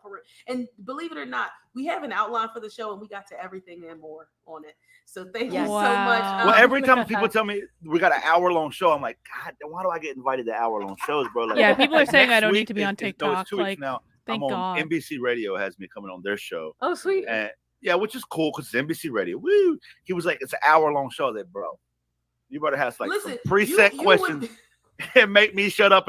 Because an hour, that's you know what I mean. You would that's be surprised. I have gotten. Wait, I do this professionally. Really? How is that possible? We have 30 minutes to talk about racism. TikTok is more. I can't even tell you a story in 30 minutes, bro. Right in an audience of 1,500. God. In 30 minutes? What are you going to tell them in 30 minutes? Your name? So when I do things, I definitely understand the parameters. So thank you for having this conversation with us. You can catch us back here next Tuesday at 8. And this will be posted. All right, guys. Well, I guess that's it. I guess that's it for today. Again, I maintain my position. I don't think that guy was necessarily a bad guy. I don't think he was like a mean-spirited guy. I think that he was a guy that probably was actually raised with legitimate racism that is that I do actually get that he cares about this. I just don't think that he understands okay, I'm going to say it. I don't think he has the intellect to understand the bigger game that he is a part of. I don't. So I'm not going to be joining TikTok. I have no desire to be on TikTok. Everyone in the chat has confirmed my suspicion about TikTok. But guys, we do happy hour every Friday at 3 p.m. We pick a woke training or a talk or a panel as we did today. We watch it and we discuss it. If you enjoyed happy hour, please mount that like button. Please also make sure you're subscribed to the channel. And as a special edition, today, the pre-order has launched for my forthcoming book. It's going to be out in April of next year. So we got a little while. We're going to be doing pre-orders for a while, but you might as well get it now. Because here's the thing too. I think on Amazon, the price is probably going to go like up and down because that's just like what Amazon does. Amazon will probably offer it a special, like it literally launched like 15 minutes before I started this stream. So order on Amazon, and if the price goes down between now and when the book comes out, you're going to get the lowest price, okay? So pre-order the book on Amazon. It's called Actively Unwoke, the ultimate guide for fighting back against the woke insanity in your life. I just did the copy edits last night. I have to say, guys, I think I wrote a good book. I do. I think I wrote a good book. People are asking about how to get a signed copy. I don't know yet. The pre-order just launched today, but I will talk to the publisher about doing something, and maybe we can do some sort of, like, I know like Dave Rubin like signs like panel cards that go inside the book. Whatever. We'll figure it out, guys. Don't worry about it. We're going to work it all out. Okay? But make sure you get a copy of the book. Make sure you tell your friends. We're going to be doing a lot about pre-order. I'm really excited. I'm really proud of the book. It starts off with like several chapters on decoding the woke nonsense, what you need to know, like very kind of like, this is the book you want to give to someone that, like, if cynical theories was too much, and I love cynical theories and I love James Lindsay, you guys know this, but I really dumbed it down. I really, really, really dumbed it down. Like, here are the basics that you need to know. And then there's several chapters on case studies about fighting back on the woke. I did a case studies of a lot of different people who've been involved in the fight to give you guys really practical ideas. I did a couple self-care chapters, like what do you do if you're canceled? What do you do if you just taking care of yourself in general? Things like that. Nick H says, get it signed at PorkFest. Yes, this will be out in time for PorkFest next year. And of course, if you bring your book to PorkFest, I will be happy to sign it. I'll be hanging out all week at PorkFest next year. I cannot wait. Make sure you get your PorkFest tickets soon. I mean, your woke family may disown you, but look at that cover. Isn't the cover so pretty? I love the cover of this book. I do. So make sure you guys get yourself a copy of the book, and make sure you sign up for my locals community. I spend 6 hours on Zoom every week with my locals. So it comes in, if you want to get access to the Zoom calls with me, $5 a month or $50 a year, or you can make a one-time gift. We also do locals exclusive stuff. Locals is the best, most sane place on the internet. Guys, that's all I have for today. Oh, Rachel in with the request, future happy hour request.